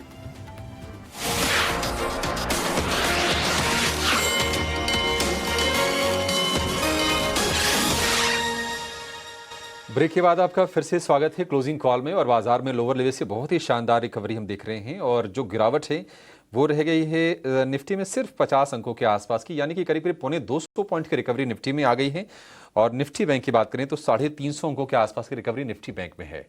इस बीच आप एक बड़ी खबर देख रहे हैं, ब्रेकिंग न्यूज़ की अगस्त अंत तक रूस के राष्ट्रपति व्लादिमीर पुतिन भारत आ सकते हैं। ये न्यूज़ एजेंसी रॉयटर्स के हवाले से ये खबर आ रही है। तो ये एक बहुत ही क्रूशियल डेवलपमेंट इस वक्त जो है NSA यानी कि राष्ट्रीय सुरक्षा सलाहकार अजीत डोभाल रूस के दौरे पर हैं। तो क्या बातचीत उनकी हुई है अब ये पता नहीं, उसकी जानकारी सामने आएगी तो आपके साथ साझा हम करेंगे। लेकिन ये निश्चित तौर पर एक बड़े डेवलपमेंट ज़रूर है। अगर पुतिन भारत आते हैं तो फिर देखते हैं क्या बातचीत होती है रूस के साथ, क्या कोऑपरेशन भारत और बढ़ाएगा। अगर ऐसा होता है तो फिर ट्रंप की नज़र थोड़ी सी और टेढ़ी होगी।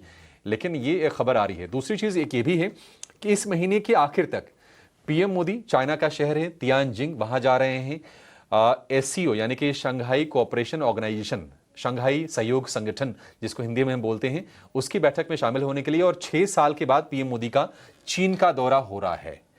काफ़ी कुछ हो रहा है। और अभी थोड़ी देर पहले आपको हम खबर बता रहे थे सूत्रों के हवाले से कि डोनाल्ड ट्रंप और पुतिन की भी मुलाकात हो सकती है। तो थोड़ी से ना अनिश्चितता के बदल शायद थोड़े से और गहराएंगे, लेकिन ये ज़रूर होगा कि अगर ये बैठकें होती हैं तो क्लैरिटी भी आएगी कि दिशा क्या होने वाली है। क्योंकि भारत की अगर परचेज को लेकर अगर ट्रंप अगर दुखी हैं कि वो तेल क्यों खरीद रहे हैं, तो उन्हें देखना चाहिए कि वो भी तो खरीदारी कर रहे हैं, वो भी रशिया से फर्टिलाइज़र खरीद रहे हैं, केमिकल खरीद रहे हैं, पैलेडियम हो गया, यूरेनियम हो गया, इसकी परचेज कर रहे हैं। और जब पत्रकारों ने पूछा कि आप भी तो खरीद रहे हैं, तो उन्होंने कहा कि मुझे पता नहीं है, आई डोंट नो। तो बड़ी असमंजस वाली स्थिति है। और बाजार हम देख रहे हैं कि इसी तरह के न्यूज़ पर रिएक्शन भी दे रहे हैं। अब निफ्टी आप देखिए, पहले जब खबर आई कि नहीं PM मोदी ने जब स्टेटमेंट दिया उसके बाद हमने देखा कि बाजार में काफ़ी नेगेटिविटी बनी। अभी आप देखिए जो गिरावट रह गई है सिर्फ 25 अंकों की रह गई है, और क्या पता 25-30 मिनट का भी सत्र बाकी है, शायद आपको हो सकता है कि हरे निशान में भी निफ्टी दिख जाए। तो बहुत कुछ चल रहा है और इस अनिश्चितता को बाजार पसंद नहीं करता है और ट्रेडर्स के लिए बड़ा मुश्किल समय होता है। गिरावट अगर आए तो जो निवेशक हैं लंबी अवधि के वो तो ठीक है, कुछ खरीदें, कोई दिक्कत की बात नहीं है। चंदन जी, आपसे एक राय जानना चाहेंगे। कुछ कुछ सेक्टर्स में हम देख रहे हैं कि थोड़ी थोड़ी बाइंग है। अगर हम फार्मा की बात करें, लुपिन में अच्छी तेजी है, इसके अलावा ग्रेन्यूल्स में तेजी देख रहे हैं, टोरेंट फार्मा के शेयर में तेजी देख रहे हैं। फार्मा में कोई शेयर आपके रडार पर है चंदन जी? हालांकि अनिश्चितता है तो पूरे बाजार में अनिश्चितता है, लेकिन क्या ट्रेड के मौके बन सकते हैं? बिल्कुल, देखिए अनिश्चितता है और अनिश्चितता रहेगी, बट मेरे हिसाब से यूएस प्रेसिडेंट से ज्यादा अनिश्चितता क्या हो सकती है। बट कोई भी ट्रिगर आता है जो अब नेगेटिविटी नहीं देता है तो बाजार उसको रेस्पेक्ट करता हुआ नजर आएगा, क्योंकि बाजार में प्राइस काफी डीप ओवरसोल्ड हो चुके हैं। और मैं आपको बताऊंगा, लास्ट टाइम मई और जून में बाजार ने 24,442 को रेस्पेक्ट करके टर्न लिया था। आज उन लेवल के नीचे गया, बट क्लोजिंग बेसिस पर उन लेवल को नहीं तोड़ा है।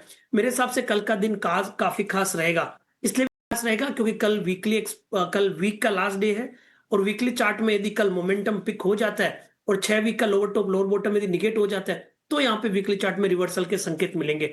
अब हम लुपिन की बात करें तो लुपिन एक पॉजिटिव टू रेंज बाउंड बायस है, मार्जिन ऑफ सेफ्टी है क्योंकि ज्यादा गिरावट भी नहीं है। इस काउंटर में मजबूती बन सकती है क्योंकि ऐसे मार्केट में मार्जिन ऑफ सेफ्टी के साथ में हेवीवेट्स भी ध्यान रखना चाहिए। मेरा मानना है 1900 के सपोर्ट से लुपिन कहीं ना कहीं 2010 तक के स्विंग दिखा सकता है।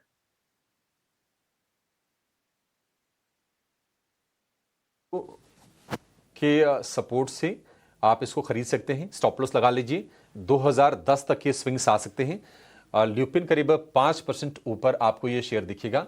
नंबर्स अच्छे आए थे ल्यूपिन के, नतीजे जो आए थे पहली तिमाही के वो दमदार आए थे और हम देख रहे हैं कि शेयर में रिएक्शन आ रहा है और ये दिन के ऊपरी स्तर पर है, करीब 5% के आसपास की तेजी के साथ।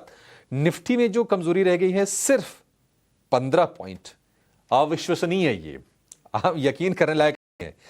निफ्टी बैंक की बात करें तो जो कमजोरी है वो सिर्फ और सिर्फ 18-19 अंकों के आसपास की रह गई है।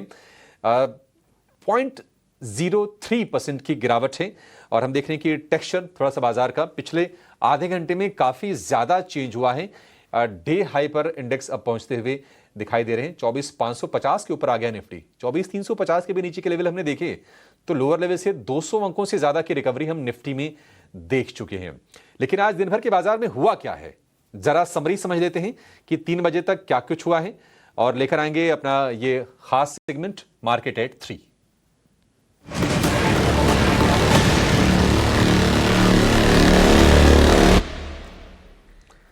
हमारे साथ जुड़ गए हैं हमारे सहयोगी आनंद शुक्ला। आनंद, बताइए क्या कुछ हुआ है मार्केट में आज और अभी क्या हो रहा है?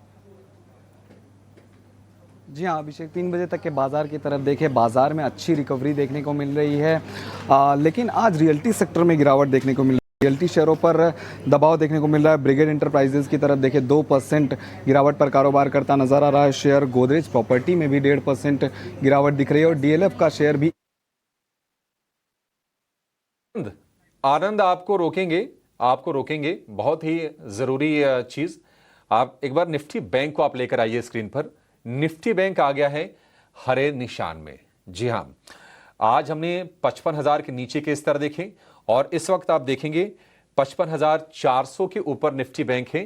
ग्रीन टेरिटरी में वापसी करता हुआ 55,414 के आसपास आया, हरे निशान में वापसी हुई। चंदन जी, एक व्यू आपसे मैं जरा निफ्टी बैंक पर लूंगा। अच्छा, चंदन जी हमारे साथ नहीं है। हरीश जी, आप जरा बताइए इस रिकवरी पर ट्रस्ट करें या ना करें, और दूसरी चीज, अगर ऑप्शंस के जरिए कोई ट्रेड बन रहा हो तो आपके हिसाब से वो क्या होना चाहिए? जी तो बिल्कुल अगर देखा जाए तो नीचे लेवल से बिल्कुल 100 डे मूविंग एवरेज से देखा है तो बैंक निफ्टी रिकवरी देखने मिल रहा है। लेकिन मुझे लग रहा है कि अभी भी थोड़ा वेट करना चाहिए। जिस तरीके से वॉलेटिलिटी इंट्राडे में देखने मिल रहा है, मुझे लग रहा है कि थोड़ा वेट करना चाहिए एटलीस्ट एक दिन का ट्रेडिंग सेशन में, क्योंकि आज का क्लोजिंग बहुत इंपॉर्टेंट होता है। उसके बाद ही मुझे लग रहा है कि एक बड़ा सा कॉल ले सकते हैं। और अभी देखा है तो निफ्टी में 55,650 के अराउंड 650 के अराउंड रेजिस्टेंस जोन बन रहा है, तो अभी तक इसके क्रॉस नहीं कर चुका है। तो मुझे लग रहा है कि थोड़ा वेट एंड वॉच करना चाहिए आज के ट्रेडिंग सेशन के लिए। तब भी जाके हमको फिर से, क्योंकि जिस तरीके से रिकवरी नीचे लेवल से बिल्कुल देखने मिल रहा है, लेकिन ये सस्टेन होता है या नहीं होता है देखना जरूरी है। जब तक 55,600 के 650 के ऊपर नहीं निकलता है बैंक निफ्टी भी, तो मुझे लग रहा है कि यहाँ पे थोड़ा बहुत वीकनेस फिर से कंटिन्यू हो सकता है। तो मैं थोड़ा वेट करना चाहता हूँ आज के ट्रेडिंग क्लोजिंग सेशन के लिए, तो उसके बाद ही फ्रेश बाइंग कल सुबह एक बार देख सकते हैं। तो फिलहाल के लिए थोड़ा अवॉइड करना चाहिए बैंक निफ्टी में ट्रेड करने के लिए पोजीशन। भी अवॉइड कीजिए, अभी काफ़ी वॉलेटाइल है, इस पर ट्रस्ट करने लायक नहीं है। स्मॉल कैप में करीब 250 अंकों की रिकवरी है, मिड कैप की बात करें तो 900 अंकों की रिकवरी, और निफ्टी बैंक निफ्टी दोनों हरे निशान में। ऐसी क्या चीज़ हुई? यही तो खबर आई कि नहीं पुतिन भारत के दौरे पर आ सकते हैं। अब देखते हैं क्या होता है बाजार में। लेकिन आनंद, आप कंटिन्यू कीजिए, बताइए क्या कुछ एक्शन हुआ है दिन भर में आज। जी हाँ, कंटिन्यू करते हैं कि वॉल्यूम कहाँ ज़्यादा देखने को मिल रहा है। आईटीआई का शेयर देखें 8% की शानदार तेज़ी दिखा रहा है शेयर, और वॉल्यूम जो है औसत से 24 गुना ज़्यादा देखने को मिल रहा है। इसके अलावा जीएनएफसी की बात करें तो Q1 में मुनाफा जो है वो 60% गिरा है, और करीब करीब 8% की गिरावट पर कामकाज करता शेयर नज़र आ रहा है। वॉल्यूम जो है वो 7 गुना ज़्यादा देखने को मिल रहा है। फोर्टिस हेल्थ की बात करें तो अच्छे नतीजे आए थे कंपनी के, 3% ऊपर कारोबार कर रहा है शेयर, और 5 गुना ज़्यादा वॉल्यूम यहाँ भी देखने को मिल रहा है। खबरों बात करें तो LTI माइंट्री पर एक खबर आई है, कंपनी को 792 करोड़ का ऑर्डर मिला है, और ये जो ऑर्डर है वो पैन 2.0 प्रोजेक्ट के लिए मिला है कंपनी को। शेयर IT सेक्टर में गिरावट दिख रही है, लेकिन शेयर रिकवरी करने की कोशिश कर रहा है। एडलविस फाइनेंशियल के नतीजे आए हैं, मुनाफा 59 करोड़ से बढ़कर 67 करोड़ पर पहुंचा ईयर ऑन ईयर बेसिस पे, लेकिन आय में देखो तो 2293 करोड़ से आय घटकर 2246 करोड़ पर पहुंचा है। यही इम्पैक्ट कहीं ना कहीं शेयर पर देखने को मिल रहा है, कमज़ोरी दिखा रहा है शेयर। अंत में एक ब्रोकरेज रिपोर्ट की बात करेंगे तो गुजरात गैस पर मोतीलाल ओसवाल की ब्रोकरेज रिपोर्ट आई है। खरीदारी की राय बरकरार रखी है, लेकिन लक्ष्य जो है उसे घटा दिया है, 555 से घटाकर 500 रुपये कर दिया है। इनका मानना है कि नियर टर्म में वॉल्यूम पर दबाव देखने को मिल सकता है, इसी के लिए शेयर आज कमज़ोरी दिखा रहा है। तो 3 बजे तक ये सारे अपडेट्स थे जिनकी वजह से इन सारे आज शेयरों में एक्शन देखने को मिल रहा है। बहुत शुक्रिया आपका पेशेंटली इंतजार करने के लिए और ये सारी खबरें हम तक पहुंचाने के लिए। Thank you so much. तो चलिए, ये सारे खबरों वाले शेयर्स जिस पर आपको फोकस रखना है, लेकिन साथ साथ एक और स्टॉक है जिस पर फोकस होना चाहिए, वो है BHEL। एक तो कंपनी के नतीजे कमज़ोर आए, कमज़ोर नतीजों के बाद स्टॉक में ज़बरदस्त पिटाई होती हुई दिखी है, 5% की गिरावट। जहां पर ऐसा क्या कुछ निकल कर आया नंबर्स में कि स्टॉक में इतना बड़ा रिएक्शन टुवर्ड्स डाउनसाइड देखने को मिला। माना कि बाजार का टेक्सचर खराब है, लेकिन रिजल्ट बैक्ड एक्शन पर भी नजर होनी चाहिए। क्या डिटेल्स थी नंबर्स में, कौन से पैरामीटर्स पर सबसे ज़्यादा कमजोरी हाथ लगी, आइए एक बार अभिषेक से समझ लेते हैं। अभिषेक, बताइए। मानसी, सबसे बड़ा जो ट्रिगर है गिरावट के लिए वो ये है कि घाटा हो गया है डबल। पिछले साल के Q1 में जो घाटा 211 करोड़ रुपए था वो बढ़ के हो गया 455 करोड़। तो सबसे बड़ी नेगेटिव यही है, और यही चीज़ आज स्टॉक पर हावी हो रही है। एग्जीक्यूशन हमने देखा है कि थोड़ा वीक रहा है BHEL का, उसके चलते ये प्रेशर बढ़ रहा है। आय की बात करें, आय ज़्यादा नहीं बढ़ी। कुल आय की बात करें तो हल्की सी बढ़त आई है, 5,650 करोड़ रुपए के आसपास की आय है। एक्सपेंसेस की बात करें तो वहाँ भी हमने थोड़ी बढ़त देखी है, और ये खर्च 5,875 करोड़ रुपए से बढ़कर 6,280 करोड़ रुपए के आसपास रही है। पावर सेक्टर जो कि बहुत ही की सेगमेंट है BHEL के लिए, और वहां से हम देख रहे हैं कि घाटा जो है वो पहले 50 करोड़ था, वो बढ़ के 500 करोड़ रुपए के ऊपर निकल गया है। तो ये एक निश्चित तौर पर नोटिस करने वाली चीज़ है, और ये सारी की सारी चीज़ें आज हम देख रहे हैं कि BHEL के शेयर पर हावी होती हुई दिख रही हैं, और तेज़ गिरावट से, हालांकि लोअर लेवल से थोड़ी संभलने की कोशिश शेयर में है। लेकिन BHEL के लिए यहाँ से पॉजिटिव्स क्या हैं? आप ये देखिए कि जो ऑर्डर बुक है कंपनी की ना, वो काफ़ी दमदार है। 2 लाख करोड़ रुपए के ऊपर की ऑर्डर बुक है। पावर में 800 मेगावाट के 6 स्टीम टरबाइन जनरेटर्स के लिए कंपनी को ऑर्डर मिला है, ये कंपनी ने बताया है। एक ग्लोबल OEM कंसोर्शियम किया है कंपनी ने, और उस कंसोर्शियम को 6000 मेगावाट के HVDC टर्मिनल का ऑर्डर मिला है। इसके अलावा ये जो ऑर्डर मिला है भादला फतेहपुर ट्रांसमिशन प्रोजेक्ट के लिए ऑर्डर मिला है, और 6350 के ट्रैक्शन ट्रांसफार्मर समेत रेलवे से कंपनी को कई ऑर्डर मिले हैं। तो ऑर्डर बुक हेल्दी है, बट ये है कि यहाँ जो लॉसेज हैं, जो घाटा है, वो थोड़ी सी दिक्कत वाली है, एग्जीक्यूशन को लेकर चैलेंज है। ब्रोकरेज हाउसेस का भरोसा अभी तक तो बरकरार है, हालांकि टारगेट थोड़े से कट किए हैं। नुआमा ने बाई की रेटिंग दी है, लेकिन लक्ष्य को 360 रुपये पहले था, उसको घटा के 335 कर दिया है। जेम फाइनेंशियल ने बाइंग की रेटिंग बरकरार रखी है शेयर पर, और जो टारगेट है उसको भी इन्होंने रखा उसी पर, 278 रुपये पहले भी था, उस पर अभी रखा है। तो ब्रोकरेजेस का भरोसा तो है, लेकिन हम इसके स्ट्रक्चर के बारे में भी चर्चा कर रहे थे कि टेक्निकली भी ये थोड़े नेगेटिव टेरिटरी में शेयर जाता हुआ दिख रहा है, और आज हम देख रहे हैं कि ये पिटाई थोड़ी ज़्यादा ही हो रही है। 5-6% शेयर इंट्राडे में तो 7-7.5% टूट गया था, फिलहाल 5% की गिरावट पर आपको कारोबार होता हुआ दिखेगा इसमें। चलिए, ये सारे पैरामीटर्स और ब्रोकरेज की रिपोर्ट्स भी हैं। कमजोरी हावी होती हुई BHEL के स्टॉक प्राइस में, इसमें टेक्निकल नजरिया भी लेंगे, लेकिन फिलहाल वक्त हो चला है एक छोटे से ब्रेक का। ब्रेक के उस पर आके BHEL और उसके अलावा भी बाकी स्टॉक्स पर हरीश जुजारे से बातचीत जारी रखेंगे।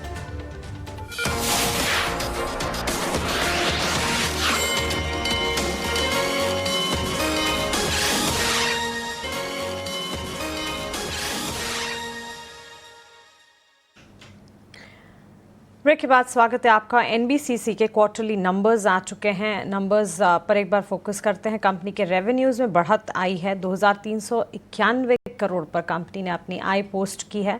इसके साथ साथ कामकाजी मुनाफे में भी बढ़ोतरी, 92 करोड़ से सीधा 110 करोड़ पर कंपनी के EBITDA यानी कि कामकाजी मुनाफे के आंकड़े आए हैं। और year on year base margin में भी बढ़त है, 4.3% से कंपनी के मार्जिन 4.6% पर जाते हुए दिखे हैं। सो क्लियरली रेवेन्यू के फ्रंट पर, कामकाजी मुनाफे के फ्रंट पर, मार्जिन के फ्रंट पर नंबर्स अच्छे हैं। कंसोलिडेटेड मुनाफे का आंकड़ा भी आपकी स्क्रीन पर 105 करोड़ से बढ़कर 132 करोड़ पर जाता हुआ दिखा है, यानी कि नतीजे अच्छे हैं। लेकिन मार्केट में इस वक्त जो सेंटिमेंट्स डाउन है उसका एक इम्पैक्ट है। स्टॉक प्राइस में फिलहाल अच्छे नतीजों का एक्शन भी रिफ्लेक्ट नहीं हो पा रहा है। आधे % के डाउन ट्रेंड्स अब भी हैं। NBCC के स्टॉक पर भी एक टेक जान लेते हैं। हरीश, NBCC के स्टॉक में इस वक्त नंबर्स अच्छे हैं, बावजूद इसके स्टॉक में फिलहाल तो रिएक्शन है नहीं। BHEL पर भी अभी थोड़ी देर पहले नतीजों के बाद डिटेल रिसर्च भी अभिषेक पेश कर रहे थे। BHEL और NBCC दोनों पर टेक्निकली आपका नजरिया बताएं। बिल्कुल मानसी जी, अगर एनबीसीसी की पहले बात करते हैं तो देखिए एनबीसीसी कुछ दिनों से कंटिन्यूस डाउन ट्रेंड में है। 130 रुपये 130 रुपीज हाई से लेके अभी तक फिलहाल 110 तक ऑलमोस्ट नीचे की ओर फिसल चुके। लेकिन मुझे लग रहा है कि एनबीसीसी एक स्ट्रॉन्ग सपोर्ट के बेस के पास आके प्राइस कंसोलिडेट कर रहा है। 105 का जो बेस है सपोर्ट जोन, मुझे लग रहा है कि स्ट्रॉन्ग बेस बन चुका है यहाँ पे, और मुझे लग रहा है कि यहाँ पे एक अपॉर्चुनिटी बन सकती है बाय के लिए, और 105 का स्टॉप लॉस मेंटेन करना चाहिए। ऊपर मुझे लग रहा है कि यहाँ से लेवल्स ऊपर 116 का रेजिस्टेंस है, इसके लिए ट्रेड कर सकते हैं 116 के टारगेट्स के लिए, और मुझे लग रहा है कि 105 का स्ट्रॉन्ग बेस बन चुका है। और देखा है तो नीचे लेवल्स पे एक्यूमुलेशन भी अच्छा खासा हो चुका है, और आज के ट्रेडिंग सेशन में वॉल्यूम भी ग्रोथ देखने मिल रहा है। मुझे लग रहा है कि यहाँ पे एक बेस बन चुका है और एक अपॉर्चुनिटी बन सकती है एनबीसीसी में बाय करने के लिए।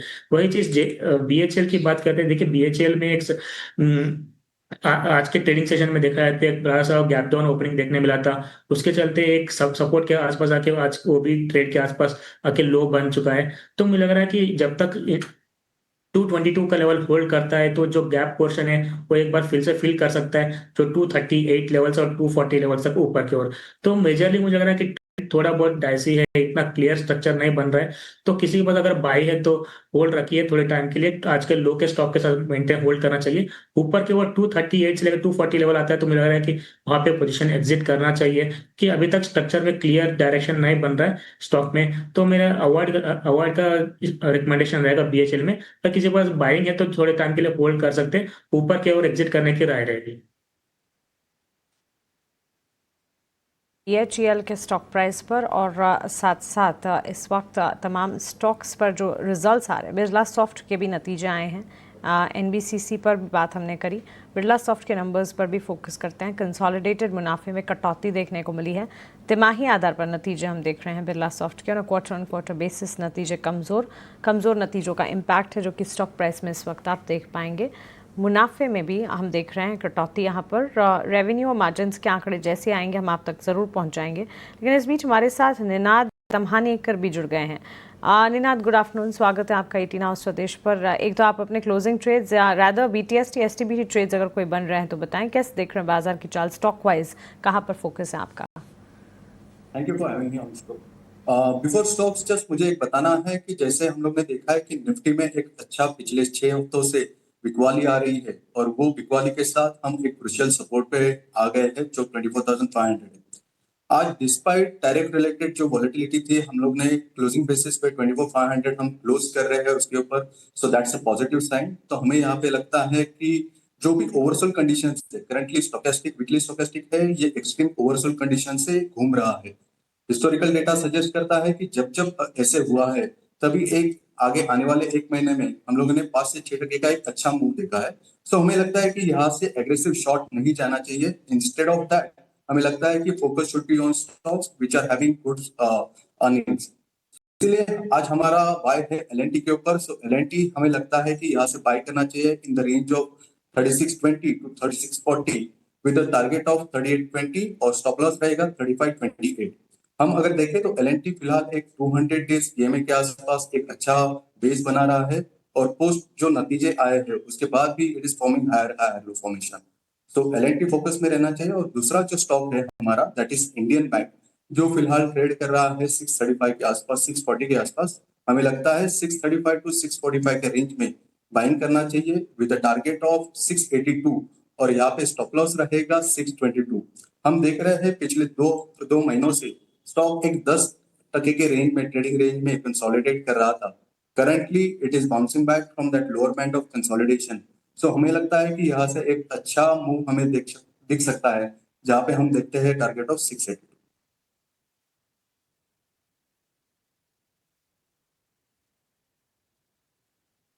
शेयर L&T बताए 3820 के इसमें टारगेट होंगे, 3528 का स्टॉप लॉस। दूसरा शेयर आपने कौन सा बताया निनाद? एक बार जरा फिर से रिपीट कर देंगे, बस शेयर का नाम बता दीजिए आप मुझे। Indian bank. इंडियन बैंक, ठीक है। इंडियन बैंक के लिए 682 का टारगेट होगा, 622 का स्टॉप लॉस आप लगा के चलिए। ये दो शेयर होंगे, ये तेजी की तरफ, निनाद की तरफ से। लेकिन बाजार की जो नजर कल रहेगी वो होगी टाटा मोटर्स के नतीजों पर भी। टाटा मोटर्स अपनी जून तिमाही के नतीजे जारी करेगी। किस तरह के नंबर्स की उम्मीद है, जरा ये समझ लेते हैं। हमारी सहयोगी सृष्टि शर्मा हमारे साथ जुड़ गई हैं। सृष्टि, बताइए क्या अनुमान है टाटा मोटर्स को लेकर?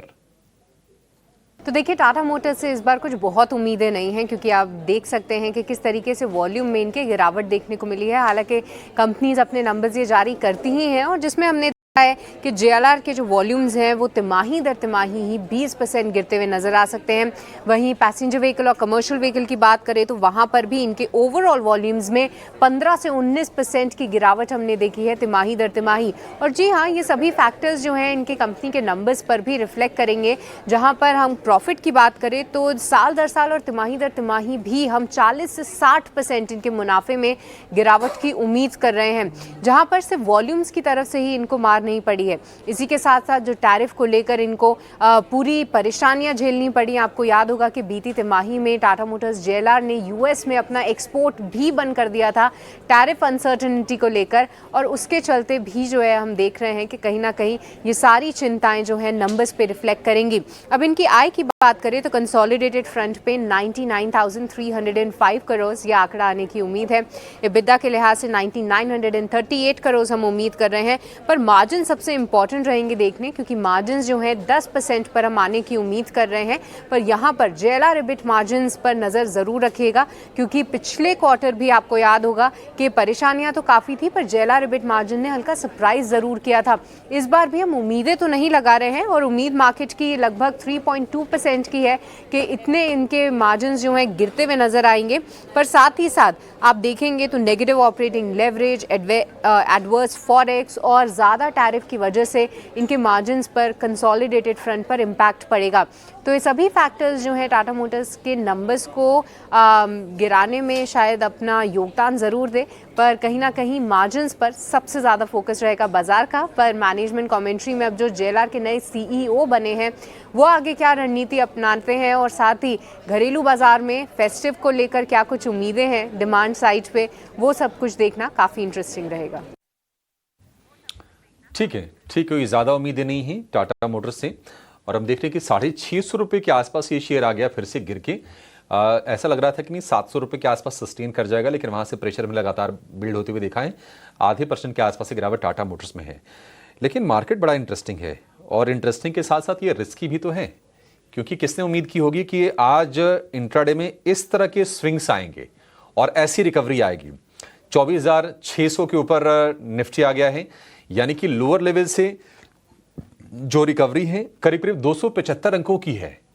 निफ्टी बैंक की बात करें 55,600 के आसपास, यानी कि जो रिकवरी करीब 650 पॉइंट की निफ्टी बैंक में आ गई है लोअर लेवल से, और 176 अंक ऊपर निफ्टी, यानी कि जो सुबह में थोड़ी सी हम देख रहे थे कि सपाट शुरुआत थी, तो जिसने वहां पर लॉन्ग किया होगा वो फंसे, मार्केट नीचे गया। नीचे जाने के बाद अब जिसने शॉर्ट की सोची होगी कि अच्छा अब क्या 24,000 का स्तर टूटेगा, अब फिर वो ट्रैप हुए। इसलिए हम कह रहे थे कि इंडेक्स ना रहने में भलाई है, कुछ दिन तक ट्रेड नहीं लगे, कोई दिक्कत की बात नहीं है। इस बीच ये खबर भी आ रही थी कि पुतिन और ट्रंप की मुलाकात होगी। खबर ये भी आई कि रॉयटर के हवाले से कि इस महीने के आखिर तक पुतिन भारत आ सकते हैं, मोदी से मुलाकात उनकी होगी। अब क्या होगा पता नहीं। एक चीज़ ज़रूर हुई थी कि स्टीव विटकॉफ जो कि ट्रंप के प्रतिनिधि हैं, वो अमेरिका से वो रूस गए थे और वहाँ पर पुतिन से मुलाकात हुई, और ये फिर आई निकल के खबर कि ट्रंप ने भी कहा कि प्रोडक्टिव मुलाकात रही है। तो बड़ी अनसर्टेन सी सिचुएशन है, और ओवरनाइट कुछ ट्रेड लेके जाना अपने आप में एक बड़ा ही रिस्की खेल है। ये अंदाज़ा लगा पाना बाजार का बड़ा मुश्किल है। निनाद जी, इफ आई एम राइट, आप बताएंगे कि अभी क्या करें, और बीटीएसटी आप सजेस्ट करेंगे या फिर अवॉइड करें तो ठीक है? नहीं, मेरे हिसाब से जो भी जिनके नतीजे अच्छे आ रहे हैं वही स्टॉक्स के ऊपर फोकस करना चाहिए। हालांकि ये मार्केट हमें लगता है कि एग्रेसिव शॉर्ट नहीं जाना चाहिए। सो यहाँ पे अगर हम देखें तो अगर बीटीएसटी तौर पे देखना है तो एसबीआई भी हम देख सकते हैं। करंटली स्टॉक चल रहा है इन द रेंज ऑफ 805 और सो। हमें लगता है कि यहाँ से बीटीएसटी के तौर पे यहाँ पे स्टॉक में बाइंग करना चाहिए। स्टॉप लॉस रहेगा 778 का, और ऊपर हम देख रहे हैं 825 के लेवल्स। ठीक है, 825 के लेवल आ सकते हैं एसबीआई के लिए। 805 रुपए के आसपास का भाव है, और देखते हैं चलता है नहीं चलता, घूम फिर के 800 के भाव आ जाते हैं एसबीआई में। ये संकट रहा है, लेकिन आप देखिए थोड़ा सेफर स्टॉक है, मतलब मार्केट की तमाम वॉलेटिलिटी में भी इसने अपने लेवल्स खोए नहीं हैं, तो आप इसी को कह सकते हैं कि अच्छी चीज़ है ये। हरीश जी, एक स्टॉक जरा एनसीसी चेक कीजिए। वैसे तो वीक रहा है ये, नतीजे भी कुछ खास नहीं आए, लेकिन पिछले 2 सत्र से तेजी है, और फिलहाल डे हाई पर है ये। करीब 4 से 5% के आसपास की तेजी, 225 रुपए का भाव है। इसमें कोई ट्रेड बन रहा है? अभिषेक, अगर एनसीसी की बात करते हैं, देखिए अभी तक ये लोअर टॉप लोअर बॉटम का स्ट्रक्चर पकड़ के चल रहा है। हाँ बिल्कुल, कल और आज के दो ट्रेडिंग सेशन में वो नीचे के लेवल से बाउंस देखने मिल रहा है, लेकिन अभी तक जो रेजिस्टेंस जोन है वो क्रॉस नहीं किया है स्टॉक प्राइस, जो 230 के अराउंड है। तो मुझे लग रहा है कि 230 के ऊपर निकलता है तब भी जाके मुझे लग रहा है कि यहाँ पे मोमेंटम बिल्डअप हो सकता है, जो कि 250 तक का लेवल तक खींच सकता है स्टॉक प्राइस को। तो फिलहाल के थोड़ा रुकना चाहिए जब तक 230 के ऊपर क्रॉस नहीं करता है। मुझे लग रहा है कि एनसीसी में थोड़ा बहुत डाउन ट्रेंड कंटिन्यू हो सकता है, तो 230 के ऊपर ही मेरा रिकमेंडेशन रहेगा बाय के लिए। तो फिलहाल के लिए थोड़ा अवॉइड करना चाहिए, तो एटलीस्ट डिप के लिए वेट करना चाहिए। डिप के लिए वेट कीजिए एनसीसी के लिए। आरबीएल बैंक, निनाद जी, जिनकी तेजी की मान लीजिए पोजीशन है, क्या वो होल्ड करें, तेजी में बने रहें? देखिए, हमें लगता है कि यहाँ पे डिस्पाइट जो वोलेटिलिटी थी, stock has been showing resilience, जो एक शॉर्ट टर्म मूविंग एवरेजेस के ऊपर सस्टेन कर रहा है। सो हम यहाँ पे सजेस्ट करेंगे कि जो भी बाइंग रिकमेंडेशंस है वो होल्ड करे। आपकी पोजीशन आप ट्रेलिंग स्टॉप लॉस यहाँ पे रख सकते हो एक 558 का 258 का, and to ride this position with target of 280। ठीक है, 280 तक जा सकता है आरबीएल बैंक का शेयर। और खबर ये आई थी कि उत्कर्ष स्मॉल फाइनेंस बैंक में ये हिस्सा 5% से अधिक कर पाएंगे, हालांकि 10% से ज़्यादा हिस्सेदारी रखने की इजाज़त आरबीआई की तरफ से नहीं होगी। ठीक है, डे हाई के आसपास शेयर 3.5% के आसपास की तेज़ी, लेकिन अब तो ना तो कोई ट्रेड जानेंगे ना पूछेंगे, क्योंकि माहौल कोई ऐसा खास है नहीं। रिकवरी आप ज़रूर देख रहे हैं, बट कई बार ना रिकवरी भी कई बार परेशानी बढ़ाने वाली होती है कि ये सस्टेन करेगी नहीं करेगी, क्या ट्रैप कराने वाली रिकवरी है ये। निफ्टी सॉलिड रिकवरी, हालांकि 250 अंकों की। सेंसेक्स में करीब 750 अंकों की रिकवरी। निफ्टी बैंक की बात करें तो 650 अंकों की recovery. Nifty mid cap 100 index की बात करें 1000 पॉइंट से ज्यादा की रिकवरी। तो रिकवरी आपको चौतरफा बाजार में आज के सत्र में दिखी है और हम बढ़ रहे हैं क्लोजिंग की तरफ। 0.25% की तेजी, यानी कि जो गिरावट हम 3 सत्र से देख रहे थे बाजार में, आज उस पर हम कह सकते हैं कि इस रिकवरी के बाद 2 सत्र की मतलब गिरावट पर आज ये ब्रेक लगेगी। तो बड़ा इंटरेस्टिंग सिचुएशन है, ट्रस्टवर्दी कुछ भी नहीं है मार्केट में। अब रात को ट्रंप की तरफ से क्या स्टेटमेंट आएगा इसके बारे में किसी को अंदाजा नहीं है।